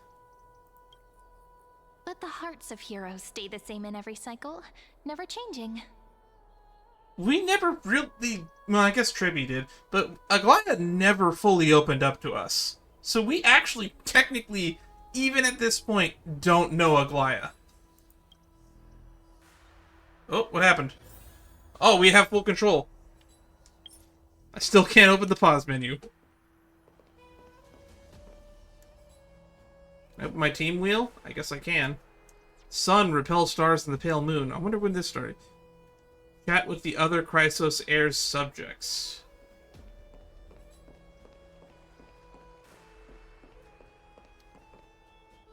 Dux Carminium and Dux Helicathanist. How are we supposed to talk to the heroes of deliverance? Oh, look, elf ears. They're really intimidating. Virginia, don't be so nervous. Once they hear your poetry... Ah, heroes, you're already here. Greetings. I am Apollonius, the Dux Helcolithus. Oh, that's how you pronounce one that. of the 5 sages of the Grove of Epiphany, advisor to the Flame Chase army. 5 sages? Oh, that's right. We haven't gotten the new Sporists or the whatever. Which one do you represent as the 5 sages? This is Virginia of Castrum Kremnos, the Dux Carminum and imperial scribe of the great Imperator. Oh, so you're a scribe. That's cool. Hello. I'm Virginia. I compose poetry. I compost. I'm Cyrene from ID Silicii. This is the Deliverer. Nice to meet you both. You know, I think it's kind of weird that you consider yourself more Mem than Cyrene, but you're still going to introduce yourself as Cyrene. I guess you're using her body. Never mind. They're not as frightening as the rumors claimed. What rumors? This is our first time in the Imperator's realm. Okhema is even more magnificent than we imagined. If you all weren't here to look after us, we'd be completely lost and confused. I've actually been here before, but then again, the future is different where we're from. The Okhema you imagined is long gone. Under the Imperator, this city has been reborn as the capital of the world. Bask in her free-spirited winds. For anyone who fulfills their duties to the Imperator, these winds shall forever remain at their service. But what if... Those who are loyal do not need to consider the consequences of betrayal. But if you're curious, why not head to the lake and take a look? Head to the lake, huh? Those elders who lie at the bottom of the lake are the best example of what happens when you disobey the Imperator. Yikes! The elders of this cycle were all... Looks like that priest who was sentenced to death wasn't an isolated case. Yeah, a little bit of an extreme authoritarian dictator kind of going on here. Alright, what do these two have to say? Dux Brumalis, Dux Fagor... Oh, we saw Libanius before. Who's Seneca? Dux Brumalis, our great Imperator, found the mastermind and executed him in public. Seeing that scoundrel burn to nothing should deter these miscreants from being so brazen again. And Ceridra is a wind unit? She has so much fire in her kit. Why is she not a fire? Why is she not a fire character? So the great Imperator isn't afraid of getting her hands dirty? What a ridiculous display. Weren't you fighting Kremnos off when last time we heard about you? What do you know? No matter what sins the people commit, they are still the Imperator's people, and it's only right that they be judged by the Imperator's own hand. Our distinguished trespassing guests. I feel this conversation will be so much more productive than the last one. Are we trespassers or guests? Who are you again? Come on, I remember this guy. Seneca, the Dux Brumalis. Greetings. This Dux Brumalis doesn't seem to like the Imperator very much, but she holds a high rank. And Dux Fagor's speech seems self-contradictory. Let me see what I can get out of them. What do you mean you? I can talk. I can be fairly negotiable. I'm Cyrene of Ida Silicii. This is the Deliverer Beyond the Sky. We're new here and wanted to ask you, does this city host any other visitors from beyond the sky? We're looking for our dear companions. Yeah, we're missing 2 people. Drop the charade. But yes, there is someone in this city who is all too familiar with the world beyond the sky. Who is that? Oh no. Don't tell me. Don't tell me it's Lygus. Silence. The Imperator ordered us to keep that lord's whereabouts a secret. Please. Please tell me. Please tell me it's not the Theoros. Enough, you pathetic lapdog. Do you need to beg for permission from that cursed Imperator even just to bark? You... He's a little bit too loyal. Someone who is all too familiar with the world beyond the sky and is referred to as that lord. Could it be? Let's see. Lord... I got nothing. Outside of Lygus, maybe Terravox. I don't know. Looks like things are getting heated. Let's get out of here. They're about to fucking fight. Insolent brat. I'll shatter that ice of yours. Groveling fool. I'll freeze that brain of yours. Let's go back to the other pleasant two people. Fear not. The Imperator favors you. Virginia will write songs in your honor. Apollonius, where is your poetic flair? Ah, I feel refreshed. Alright, let's talk to the person I like and the person I don't like. Aggie, you're still so listless today. How much humanity do you think she has at this point in time?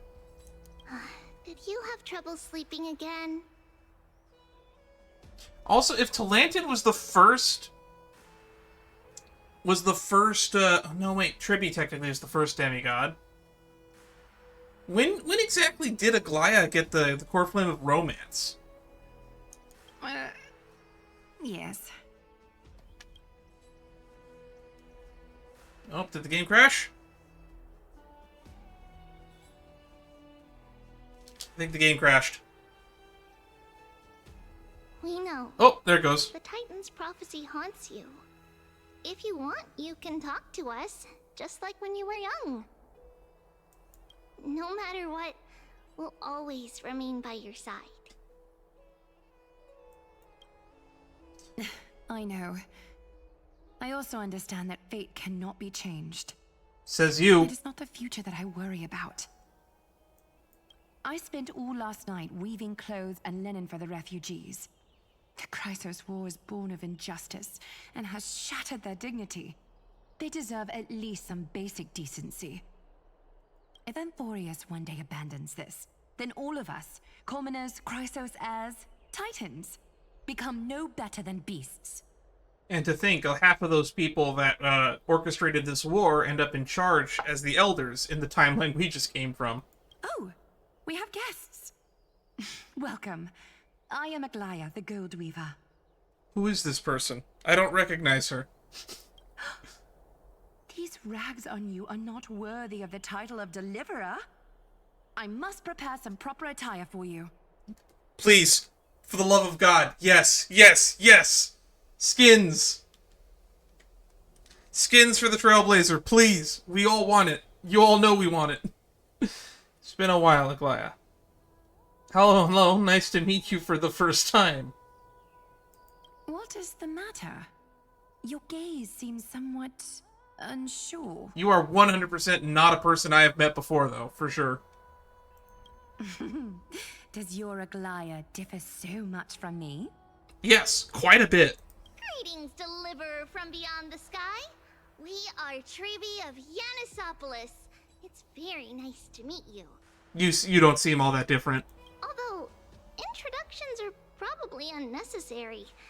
We know you've witnessed the future of the Flame Chase journey, even more clearly than we have. We witnessed the future of a Flame Chase journey. The mere fact of us being here and interacting means that your future might not be the same. Witness the future of the Flame Chase journey? The prophecy also told you about that? Indeed. Orynyx reshaped Amphorius through the prophecy. Although, regarding the Deliverer, there were not many details beyond your appearance and the time of your arrival. So, please, don't worry. Feel free to relax and relax some more. Orynyx's prophecy, wasn't it Kefali? Kefali issued prophecies too, but it was Orynyx who told mankind that the Deliverer from beyond the sky would descend upon Amphorius. So we know that March 7th is going to be Evernight from the drip feed. And also Evernight is mentioned in As I've Written, holding the place of the Time Titan, which means Orynyx is probably Evernight's memo sprite, which means it's starting to look like March is the one that's altering this timeline, and not Lygus. More crucially, they revealed a future entirely different from the Aranova. Though we still must challenge the gods, in the Time Titan's prophecy, this path leads not to a new world, but to the true starry skies. And Evernight supposedly represents the starry sky. This is also what the Great Imperator has been striving for all her life. Your arrival further confirms everything. So wow, they gave up on the Aranova real quick for an alternate future. This can't be real. Even you find this surprising? Fate really is unpredictable. Perhaps the upcoming meeting will hold even more surprises. Perhaps it shall.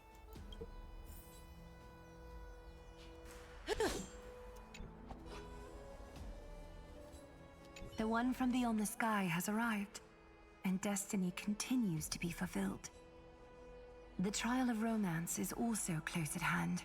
You haven't taken the trial of romance yet at this point? Oh, no wonder you're so different. Please, don't worry. We'll sing you a lullaby. Little Aggie, be a good girl and open your heart. So she is not the demigod of romance at this point in time yet. I outgrew nursery rhymes long ago, teacher. That explains some things.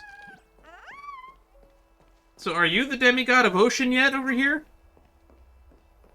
So many questions about the timeline. Little fish from beyond the sky. Did you rest well? I guess Little Fish is our nickname now. The Imperator and the delegates are about to arrive. If you are ready, please follow me to the meeting. Ooh, are we gonna get to see Calypso and Nias? What about your role? I'm the Knight Commander of Okhema, General of the Flame Chase Army. We are gonna be and pulling the for her. Imperator's servant. I have like 80 pulls, and then after the whole, what's it called? Once I get the 10 pulls from the Gift of something or other, you know what the thing is called, I don't remember. Gift of Odyssey? I can't remember. We'll have 90. Will I win 50-50? Who knows? But beneath these shiny scales engraved with complicated titles, I am just a swordfish at the Imperator's side. Swordfish.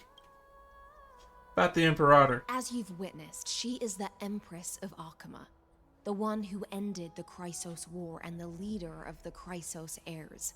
How did she end the war? It was a little bit vague how she did that in the weird cutscene we saw. Then again, if she can burn people to ash just by looking at them, I don't really need an explanation.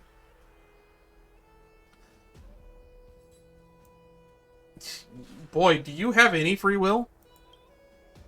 About the Chrysos heirs here. The Chrysos heirs here constitute the elite among the Flame Chase Army. The Flame Chase Army.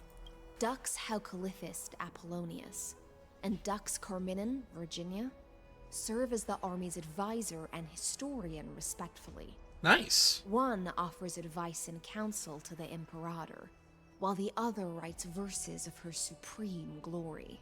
That's cool. Dux Frigoris Labienus and Dux Brumalis Seneca are both formidable warriors, clearing the way for the flame chase with steel and storm. I wonder if she's from Ionia. Dux Fatorum, the holy maiden who interprets the prophecy. Only the one named Trebi remains in the city. The Imperator once took them as hostages in order to unify the prophecies of the world. But they are now Okhema's most vital prophets. So where are the other two? Or there might be multiple Tribbies alive at this point. Dux Goldweaver, Aglaya. Well, she dislikes it when people talk about her behind her back. You should get to know her in person. But boy, does she love talking about other people behind her back. She's right behind me, isn't she? I have a green screen. I have to make sure. I have to check. Alright, let's go. Then come. The Imperator reserved seats for you. I'm starting to feel a bit nervous about the meeting. I'm not, surprisingly. Since Saridra is presiding over the meeting, it'll be a good opportunity to learn about the law's inclinations in the current era. Let's keep our ears open, okay? Oh shit, no wait, I am worried. That lord... That, what's her name? Brumalis. The one that Brumalis mentioned. I think it might be Ligus, and I'm worried that it's Ligus. The Theoros. We also didn't get to bring them up. Good sir from Paphos, what do you think the Imperator is planning calling this meeting so early? My homeland can't endure anymore. Epos. Who knows? First, she wants to hunt Titans. Now she says there are even greater calamities. Her madness is the greatest calamity. I feel like a civil war is about to break out. Exactly. Chrysos heirs, deliverers. What about us ordinary folk? How much are we worth in her eyes? It's a good question. Things feel pretty tense here. The history books said that the Imperator aimed 3 cannons at Dawncloud to make all the delegates obey her. Will history repeat itself in this cycle? I'm a little bit worried now that you brought that up. Excuse me? 3 cannons. Yes. Similar acts have occurred, and not just once. Not even once? However, whether history will repeat itself, you'll soon see. She can just summon cannons? Those are the 2 spots reserved for you. Please take your seats. I don't really see spots. This is a standing room only, it looks like. That's what they were talking about before. What is we stop? So it turns out. Ladies and gentlemen, silence, please. The Imperator has arrived before her faithful council, and the Alliance meeting is about to begin. All right. In the names of Talantin and Kefali, the Okhema Alliance swears upon the gods. I wonder where Nias is. Cease the pageantry. No, the Nias and I pray not to the were the cycle before this. It's Nias and Calypso.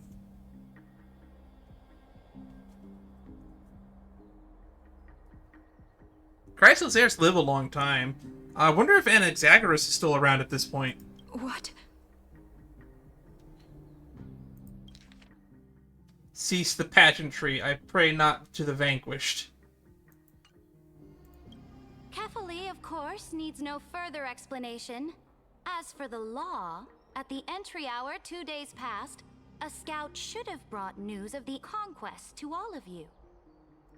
Unfortunately, guards found his corpse among the rocks not far from the city. Moreover, the poor soul was buried with a Paphos curved blade. It pains me to imagine what agonies this loyal warrior endured before his death. That doesn't sound good. Delegate from Paphos, do you have any insights? I know nothing of this.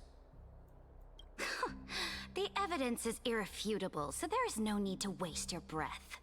However, let us set this trial aside for the time being. Witness, even within the most sacred and dignified council, there were those among us who wished to draw their blades, brazenly challenging the Alliance, seeking to shatter our hard-earned peace and unity. This is what happens when a dictator shows up and tries to unify everybody through hostile means. It's what's called a very fragile alliance. Fortunately, I uncovered this plot. Now to protect I completely this forgot she has beautiful these city weird wings and her coming out of her people, ass. The Imperator's legions are ready. They will escort each of you to the Temple of the Three Fates, where you will receive the highest level of protection the Alliance can offer. Then, the Legion's warriors will join me in embarking on the campaign against Fagusa. Fagusa? Okay, so we haven't done the conquering of Fagusa yet. We were told that happened really early in the Flame Trace journey. This is clearly a trap. Imperator, did you summon us here just to trample on the dignity of your allies? They already did that themselves. It sounds like someone from Parphos is already doing that themselves.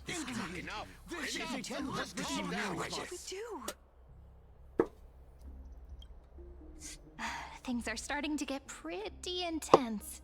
They were already intense. Comrades, you've all seen her true face now. according to the ancient laws of Okhema, only with the consent of 2/3 of the elders can the legions carry out the commander's orders. How many elders are present? The ancient laws. Didn't you destroy them long ago?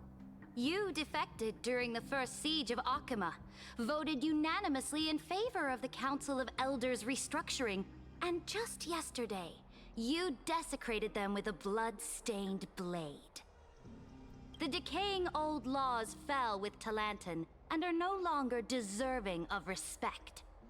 But if you still insist on proclaiming yourselves defenders of the law, then be silent and offer up the highest respect to this core flame in my hand. That's actually what we came here to grab, by the way, Saridra.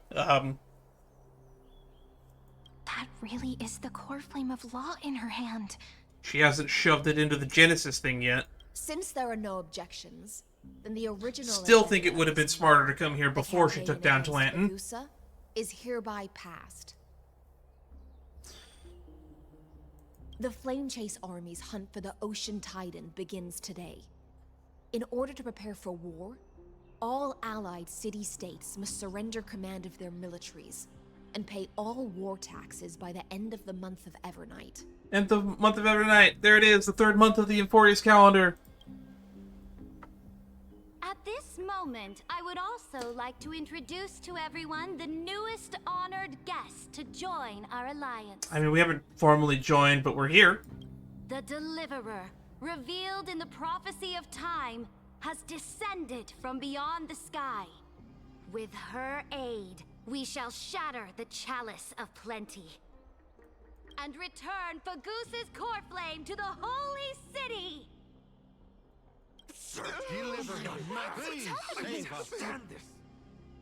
Yeah, y'all are a bunch of whiners. Absurd. Simply absurd. A deliverer from beyond the sky. This is just like that prophecy about slaying gods. It's a lie you've used to grow your power. Ladon has already sacrificed countless soldiers. And now you want me to send even more of my brothers and sisters to be used and discarded by a tyrant? You have my sympathy, but at the same time, no, we're telling the truth about this part, actually. Is he just gonna leave? Are there any other objections? Then I bid you all farewell. Meeting adjourned.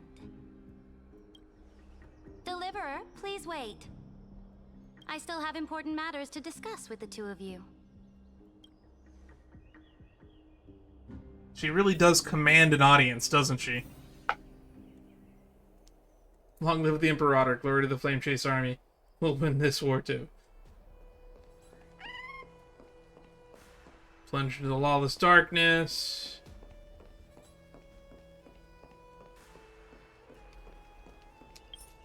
Nope. Still no pause menu.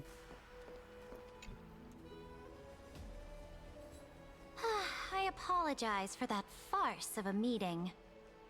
You can say that again. It must be tiring dealing with so many people every day, Great Imperator. Actually, from this angle, Saridra looks like she's taller than Cyrene. Tiring? You're mistaken. Does that star pattern move with her hair, or is it on her hair? Moving chess pieces, placing wagers. This game of strategy adds a dash of color to our heavy fates. Much like how rule and conquest are always accompanied by sacrifice. Is the war with the Titans also part of that sacrifice? Do they actually even need the Titans' authorities in this timeline? After I glimpse the secrets of this world... No, the secrets beyond the sky. The divine authority of Amphorius no longer held any significance. Let me ask you, Deliverer. Is it true that beyond Amphorius' sky, there are magnificent deities called Eons? Aeons exist, that's a fact. Their powers are 1,000 times greater than the Titans. Where did you hear this from? Ah, so they do indeed exist.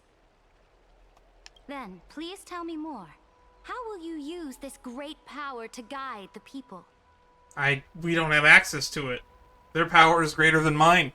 In the future you envision, where will our flame chase journey lead? The future that I envision.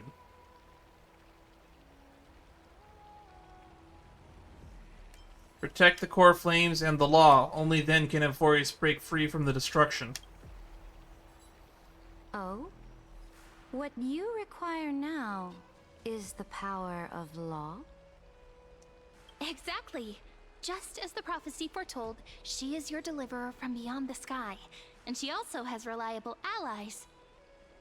If they can intervene in Amphorius's laws, we may have a chance to alter this world's impending fate and reverse its destined end.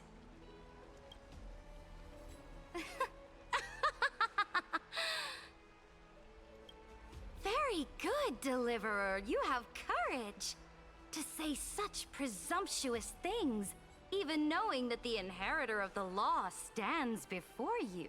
Told you we should have came here before the trial of law, and maybe gotten it from the god ourselves. You mean... She's not going to give it to us. In the past, anyone who dared to covet the Imperator's divine authority would have met a gruesome end. But now we can see beyond this dying world. Our journey should no longer be confined below this stubborn sky. She definitely has ambition, I'll give her that. Alas, that fickle ocean titan has obstructed the spirit water leading to the vortex of Genesis, hindering my ascension. If the core flame of law cannot be returned, your path to deliverance will never be realized. Actually, we kind of want to prevent you from putting the core flame into the Genesis chamber. Now that things have come to this, we must resume our once stagnant journey and force the waves that block our way to recede. So, you agreed to cooperate with us? Also, if you can't put the core flame in the Genesis chamber, did we actually come after the trial? It sounds like you haven't done the trial of law yet. Cooperate? Forgive me, but I never cooperate with anyone. Though I will permit you to join me as subjects, and together we will forge the most perfect law. Man, you're really struggling to make me not like... It's gonna be very difficult to make me like you, aren't they? Oh, what's this? This is... the Flame Chase Medallion, a symbol of the Flame Chase Army. Every noble in Okhema carries one. Cool, I guess. This medallion represents the will of the Imperator herself, and you may act freely within the city with it. Before we embark on the crusade against the Ocean Titan, you should rest in Okhema for a time. Be wary of someone named Lygus, Imperator. Thank you for your trust. Oh? Your advice is acknowledged. That being said, he might go by a different name, so maybe just saying Lygus is not enough. From this moment on, prove yourself through your actions. As long as no boundaries are crossed, I fully respect the choices of my subjects. May your journey reach that sky full of stars, Great Imperator. Your attendant certainly knows how to curry favor. She's not my attendant. Go now. Take a bath first. You two... reek of seawater. Why? Why do we reek of seawater? Why do we reek of seawater? Or is that like a sweat joke?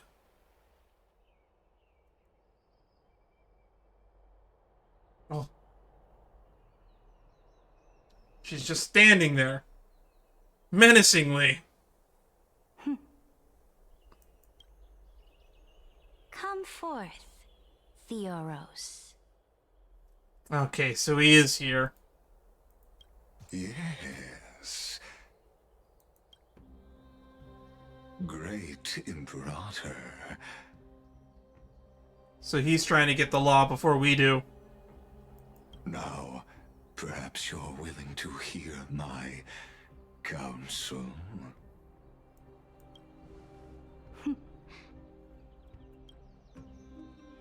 Those two arrived just as Orynyx described, and just as you said, they showed a thirst for law. At least this proves that my judgment was right. Sparing your life was the correct decision. I like how now that we can see from a full angle that she has the 5-star logo on her hair. That your wisdom is no empty boast. Now another choice lies before you.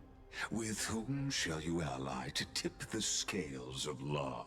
Me, or that deliverer?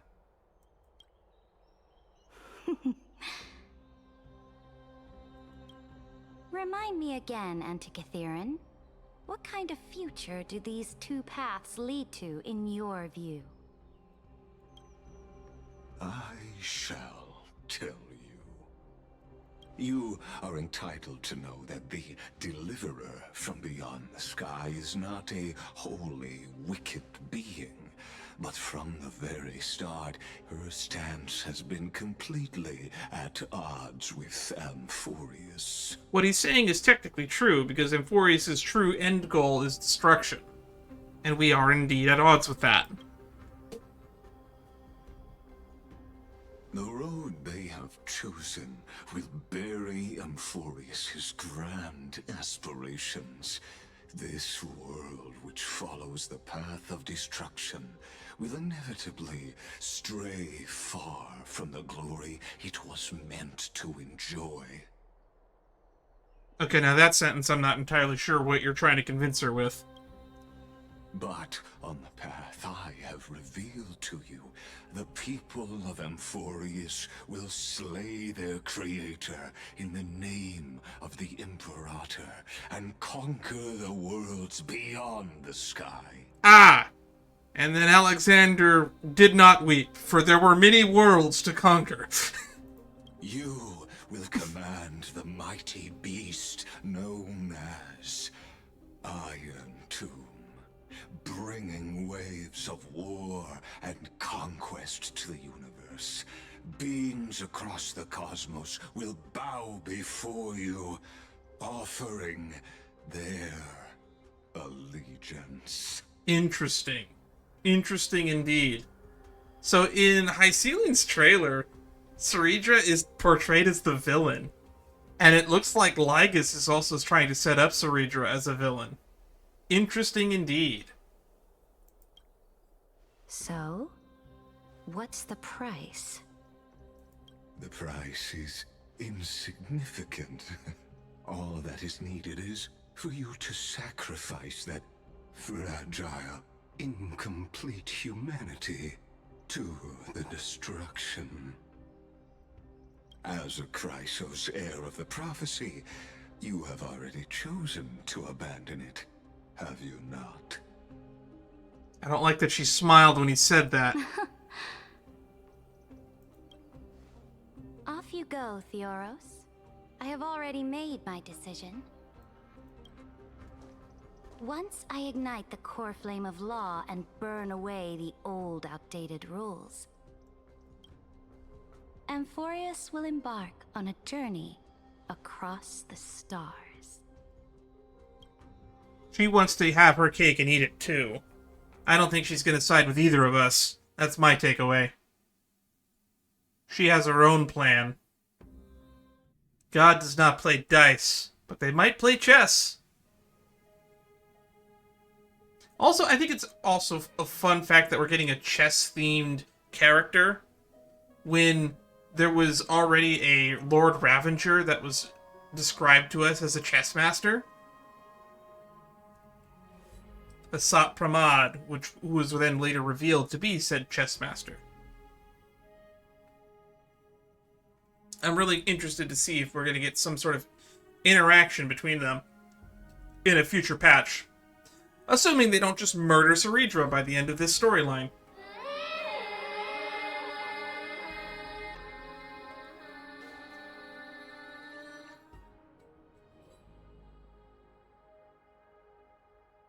Hey, we're at The Memorial Imperator Palace. is quite forceful.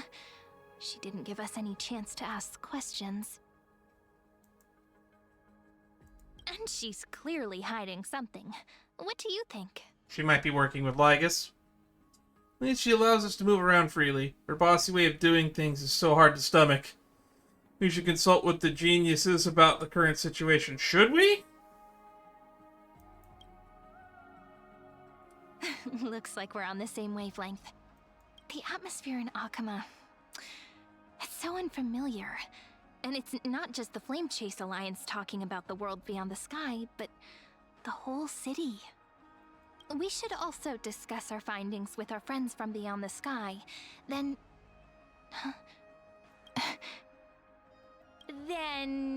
we should go enjoy the renowned bathing culture of the holy city and relax.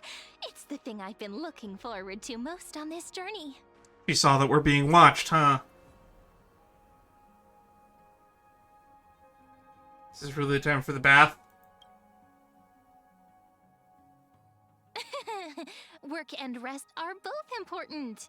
You see, everyone agrees, right? Suspicious guard. So someone's watching. Can't let our guard down for a second. Let's use taking a bath as an excuse to find a quiet corner to update Madame Herta and Screwlum on our progress. I wonder if we can use the same bath chamber that we were using in Okhema when we were here during the other Flame Chase journey. We can also check out what's happening in the city. Since the outcome of the meeting was just announced, people must be gossiping. I wonder what Cypher's up to. We can kill 3 birds with 1 stone. Let's go. If you say so, sounds like a plan. Relax at the Memorial Palace. Go to the mission target. An indication badge, alright.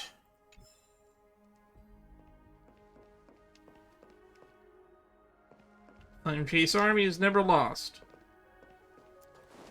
We are still in an instanced version of Okhema. So many people! The holy city is so lively. Yet another disaster. Did you hear? Oh, it's Liberius.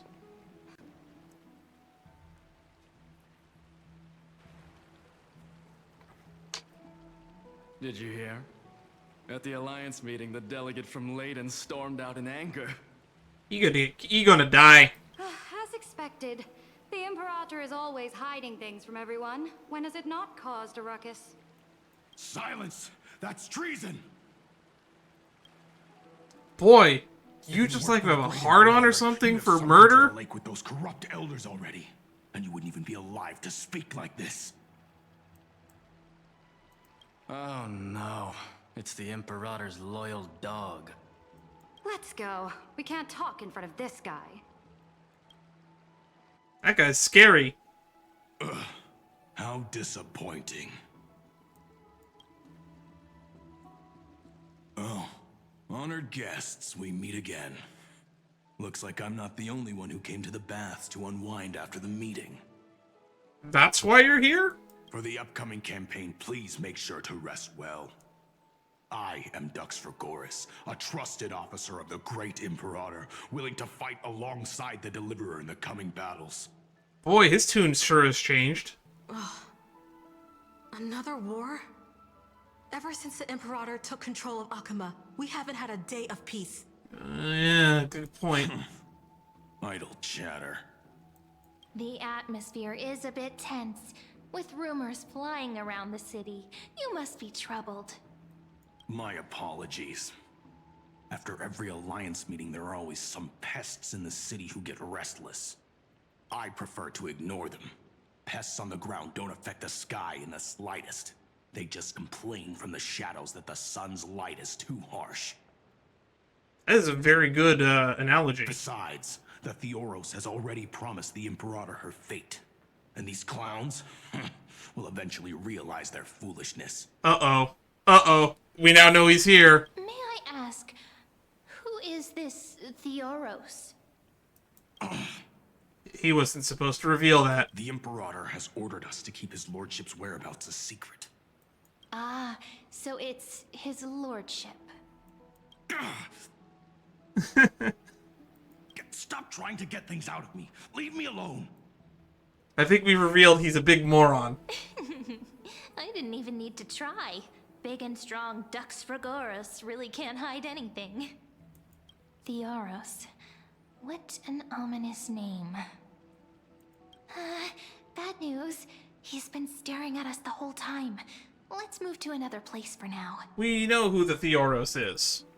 We don't know how much Saridra has concealed from us.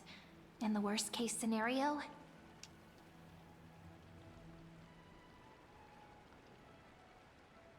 Uh-oh. Game freezing. Computer getting hot.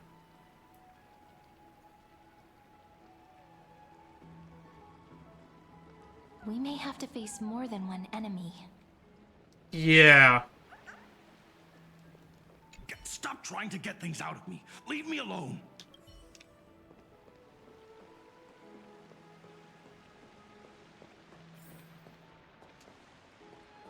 Looks like we probably are going to go to our own bath chamber.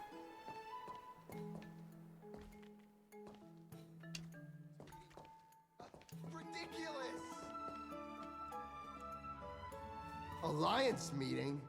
More like a cage where creatures with golden blood claw at each other. That's one way of looking at it. And Flamebearer who ends wars? Clearly, a tyrant who doesn't deserve such a title. You're absolutely right. While the Imperator's hounds are still hunting down others, let's let out our grievances. You. I know you. You're that tyrant's lackey. What? Here to shut me up for that little imp? Imp. Panicking now? Don't worry. I don't care what others say about the Imperator. And she certainly doesn't either. Oh? Children of the Prophecy. Such rare guests. Okay, now we could... You might actually answer our questions about the Theoros, his lordship. Are you here to relax in the baths as well? The temperature is just right today, so be sure to enjoy it. You should rest well for the next campaign. What? Children of the Prophecy? Another excuse for the Imperator's reckless warmongering. No filter, huh?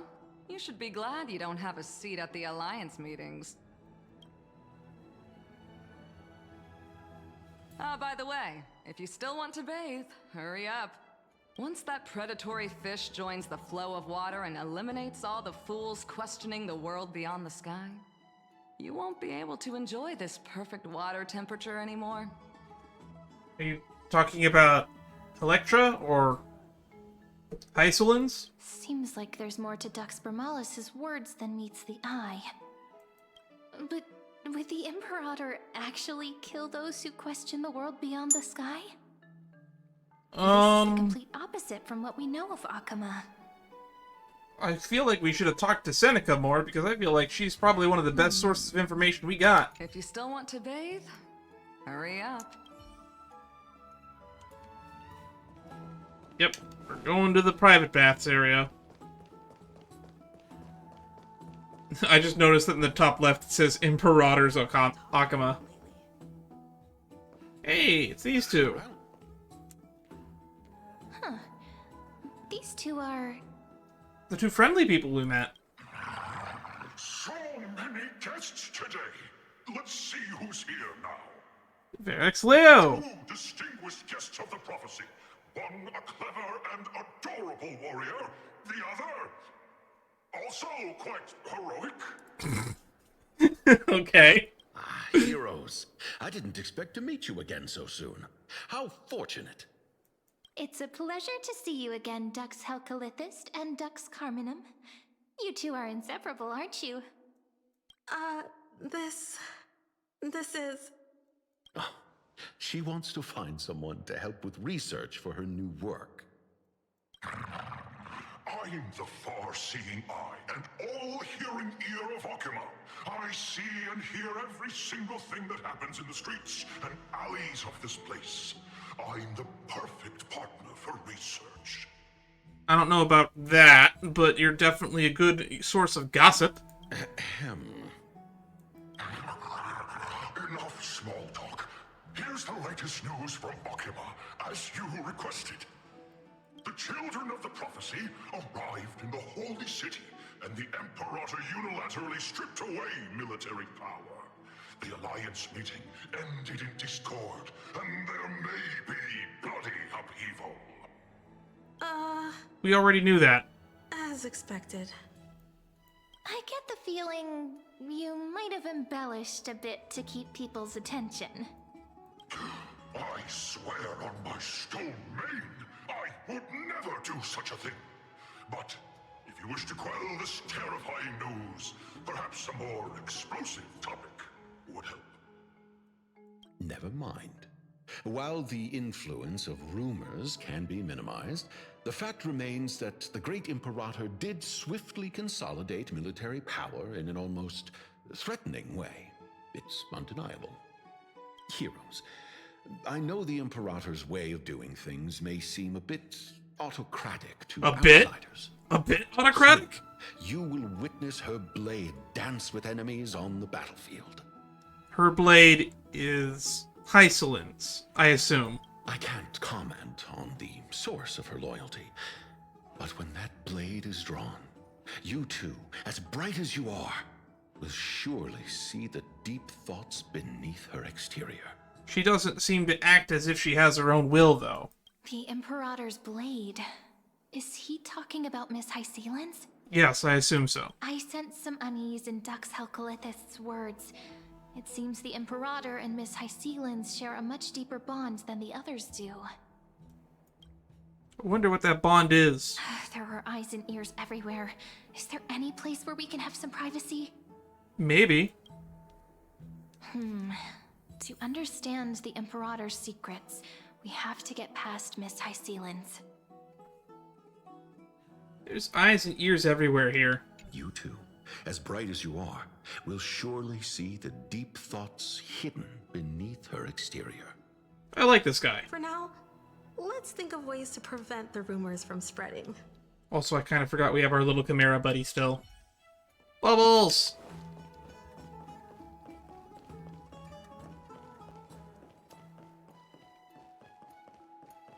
Also, wouldn't Castoris be around here? No, still? Or, no, she's a little bit later. I guess she's still alone in, Styxia? No, Styxia.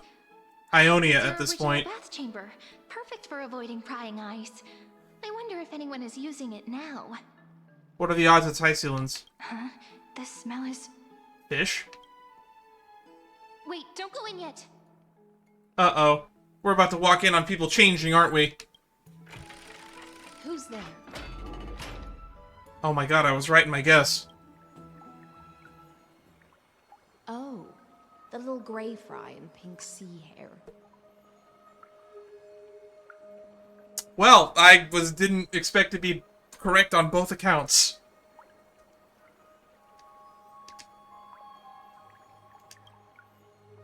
Alright, let's resume. Little sea hair? Man, even as Cyrene, Mem can't escape the funny nicknames. You barged into here without warning. Was it an accident, or did you wish to bathe with me? What are you why are you here? I didn't see anything. What are you doing here? I didn't see anything. What's wrong? The Marmoreal Palace is the reef where I rest. This is also the room that was the way to get into the Chamber of Genesis, which was Fagusa's domain, so, kind of makes sense that she's in this room now that I think about it. Does that mean that we were in Hycelin's room the entire time? That's kind of funny to think about.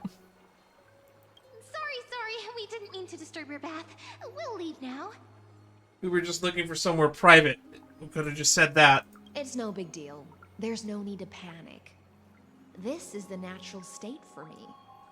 People on land force themselves to wear clothes, adding unnecessary constraints.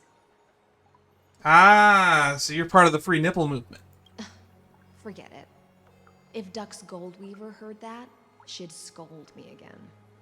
Alright, she cares about clothes. Alright. Please make yourselves comfortable and wait a moment. Let me first wash off the blood of the hunt, and then I'll attend to you two. The hunt? Blood?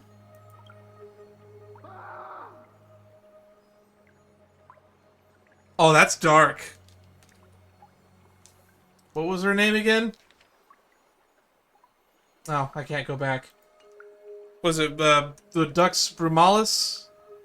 She said the water would get warm once the killing starts. The delegate from Ladon has been assassinated. Quick! Quick, someone come quick! Ah, the broken crab shell surfaces. I was worried it had been washed away by the current. You're a vicious fish. Viciousness is a form of praise to the blade. I see. No wonder there was a faint smell of rust in the air before I even entered. You know, at least you're vicious to my face and you're honest about it. Aglaya was hiding and scheming about it, so at least I like you better than Aglaya. So the bar has been set real low by Aglaya. So this isn't enough for me to not like you. Why? Is it because the Ladonians refused to contribute troops to the Flame Chase journey? Or just because they offended the Imperator? That is a good question, Cyrene. She doesn't have to give us an answer, but I would like one nonetheless. Because the new era of the Flame Chase doesn't tolerate stagnant blood. For the ignorant masses who cling to outdated laws, only bloodletting can wake them up. Yikes. Right now, the rebel forces on the frontier are rising, and Ladon has been secretly supporting them. They loudly chant the slogan, "Return to the Era Chrysia," unwilling to relinquish military power. They're just building momentum for the rebellion. Ah, Era Chrysia people. So they're basically allying with the Cleaners. Fair enough. I reserve judgment on this. It's a bit too extreme for me to accept. Thinking is a right given to citizens by the Imperator. Says who? I won't interfere with your thoughts. As long as you don't try to reverse the current of the times, you and I will both be free. But, Miss Hycelens, I can't even hear the slightest hint of joy in your words. Ooh, good call. Because I've already tasted ultimate freedom. Long, long ago, I lived in the sea. In that lightless abyss, far beyond civilization's reach, the great fish consumed the small.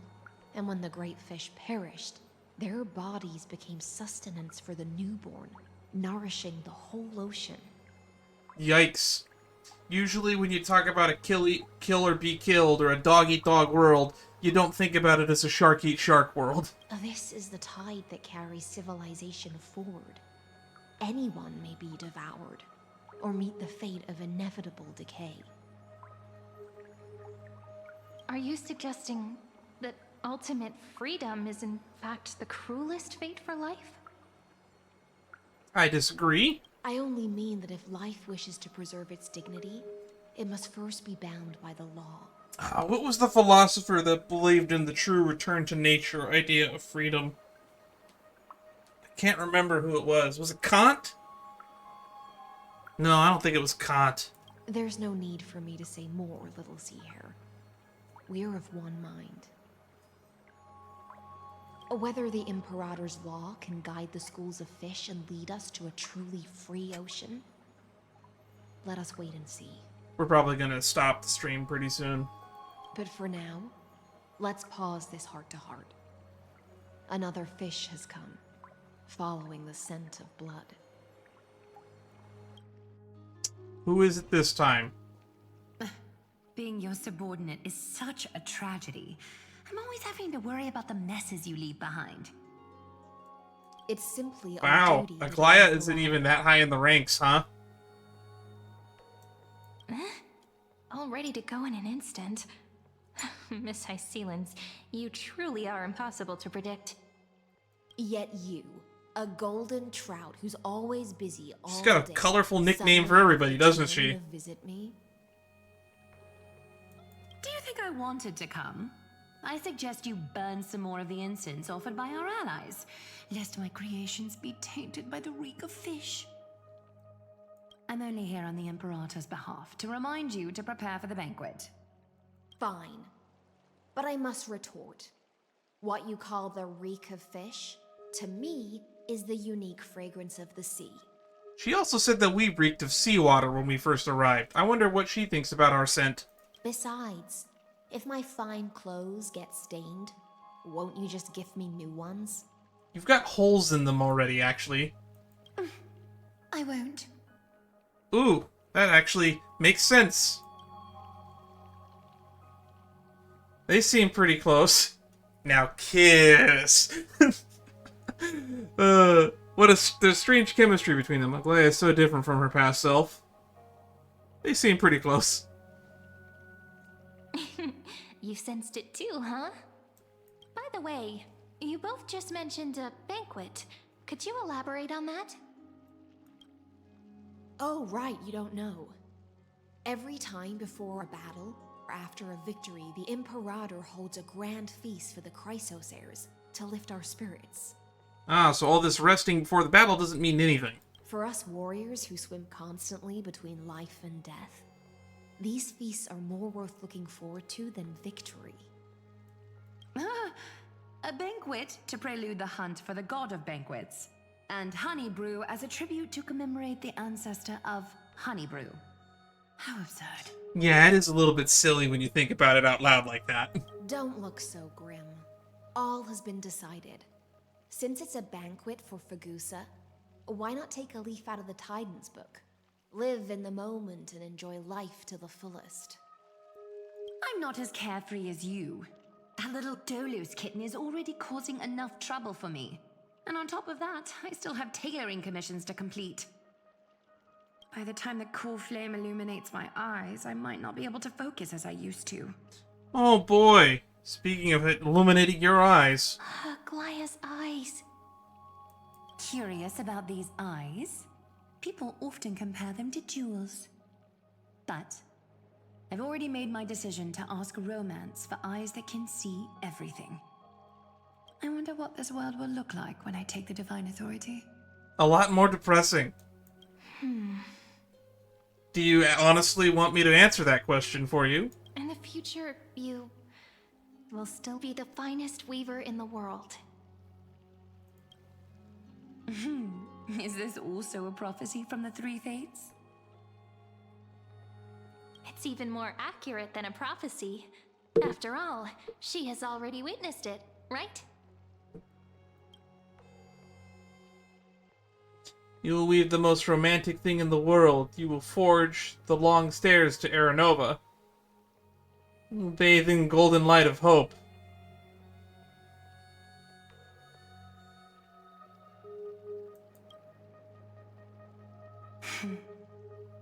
Become a demigod and lose your humanity.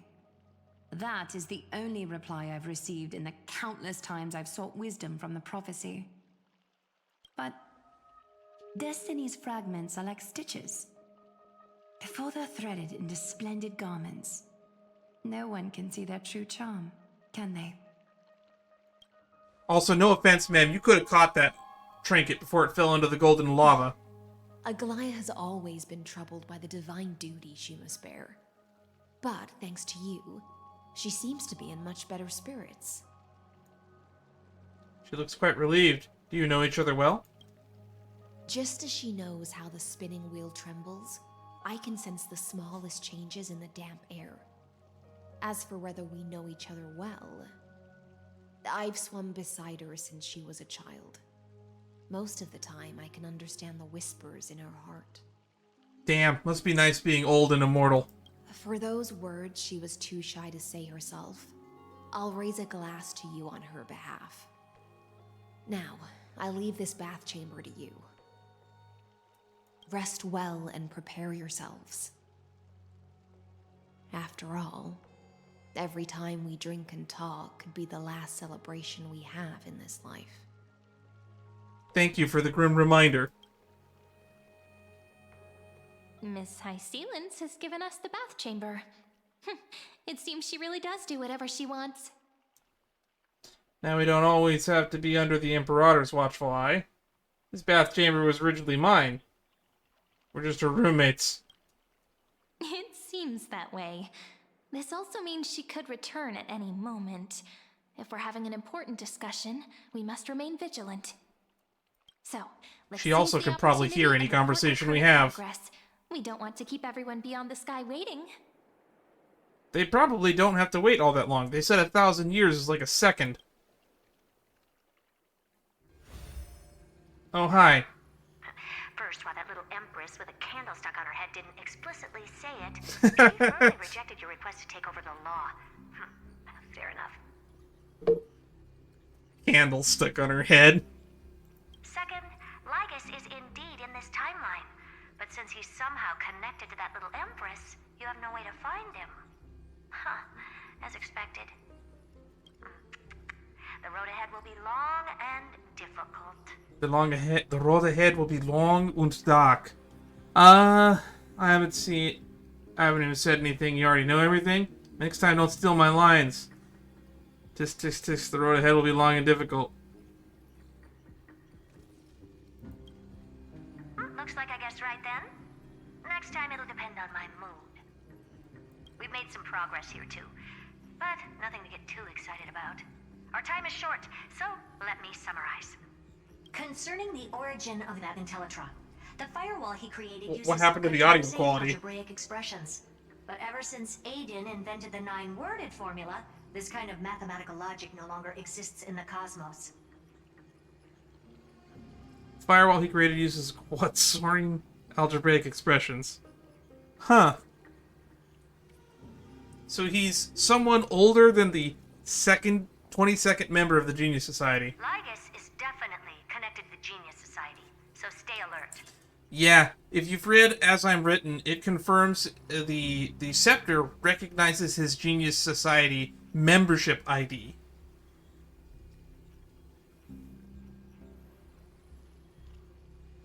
Could he be related to the Emperor?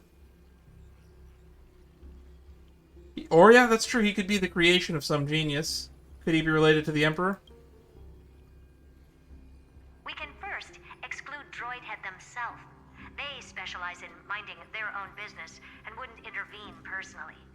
But Screwy and I are still eliminating possibilities one by one. You think? Come on, just say it. Say he's Rupert III. Say he's Rupert III. Currently, the most likely candidates are these few. The Lord of Silence. I doubt it. Aisha. Oh, the 2 Ruperts are also possible. But it would be too boring if it were one of them. I vote for the Lord of Silence. Fuck that. I doubt it. Even you can't come up with an accurate. Finally, I get to face off with some big names. That's all I have to say. We'll depend on you to continue pushing things forward within this world. Keep in touch regularly. And remember, don't let your guard down.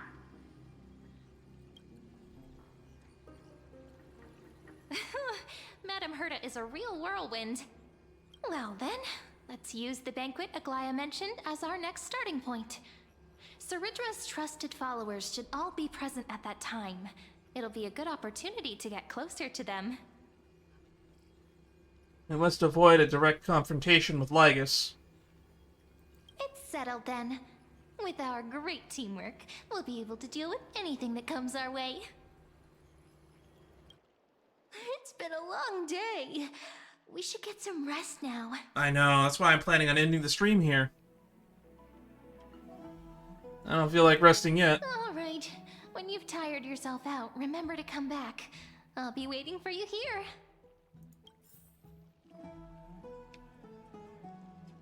Alright. Oh, right. The Spirit Basin. Even though Cyrene said the vortex of Genesis was sealed off, perhaps... Let's give it a try. Following the steps you repeated countless times in your memory, you submerge your face in the Spirit Basin, close your eyes, and hold your breath. Hold your breath. Hold your breath. Now there's a limit to how long humans can hold their breath. And foam version, you learned one thing. Sure enough, the connection between the Spirit Basin and the Vortex of Genesis is gone. It seems that following the Imperator on her expedition is the only path we can take.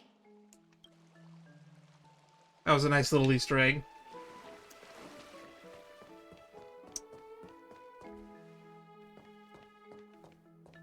Alright.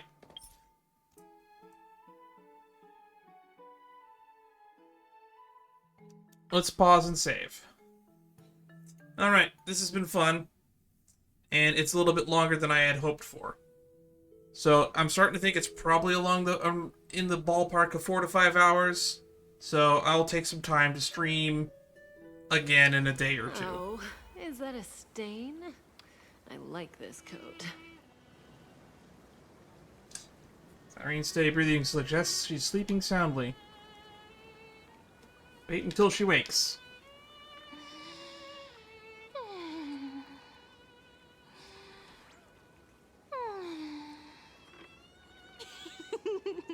Gotcha!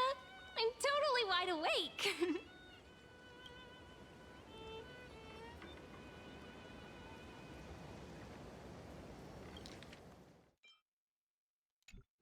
I was just resting on the table when I spotted Ken coming from afar.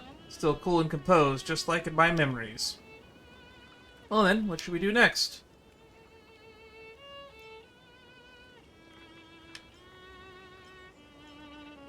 Get to hang around here and get to know this place better. Great idea, let's take it easy and go for a walk.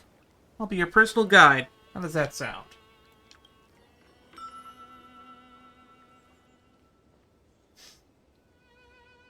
We sit here for a short while? Oh, why don't you take off your shoes and dip your feet in the water? Have you ever tried this before? Not that I can say. Huh, it's refreshing. Don't you find this romantic? The ripples on the sea surface are like magic. If you stare at them, time flies by before you even realize. Yeah, what do you think lies at the other side of the sea? The other side there are enemies. It's Scale Gorge Waterscape. Why don't you find out for yourself? I'm no longer brave enough for that now. And I can't swim. In fact, I can't even fly anymore. Man, your human body kind of sucks. It seems that in many stories, the sea plays a terrifying role, signifying the end of the world or symbolizing disasters. Man, and after all that time we just spent with Hysolins in the bath. But the bravest sailors who conquer the sea always reach the beautiful paradise under the magnificent starry sky. Though starry sky is often used to allude to the sea too. Perhaps things... Actually, yeah, in the Rondo Across Cancelus Kappa's trailer, Black Swan likens the remembrance to the sea and the stars in the sky. Perhaps things that spark the imagination are similar in essence. As for you, who come from beyond the sky, are you also a kind of brave sailor? Wow, the breeze is so pleasant. I wish every day was as peaceful as the surface of the sea. Man, they really pick and choose which of these lines are voiced, huh?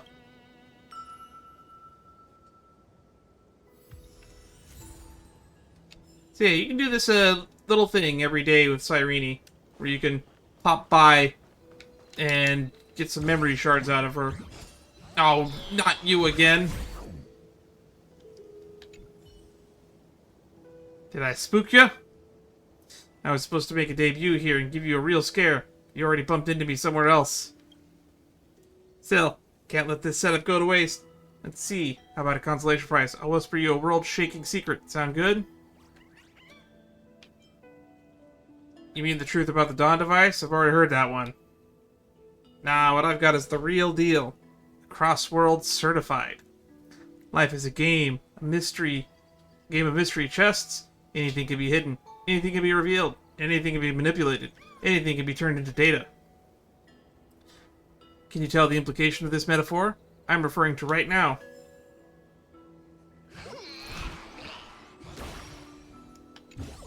Interesting. Well, anyway. Use it. This has been a long day. There's a seal over there in the water. Man, Ides Alicia is a lot different, huh? Anyway. Yeah, we've been going for 3 hours. I'm going to probably edit out chunks of this to use later. If you'd like to stay up to date on what I'm doing when I'm doing it, the best way to do that would be to join the Discord. The links to it are where links are. And we'll be live at twitch.tv/sheetstreams playing this again in a day or two.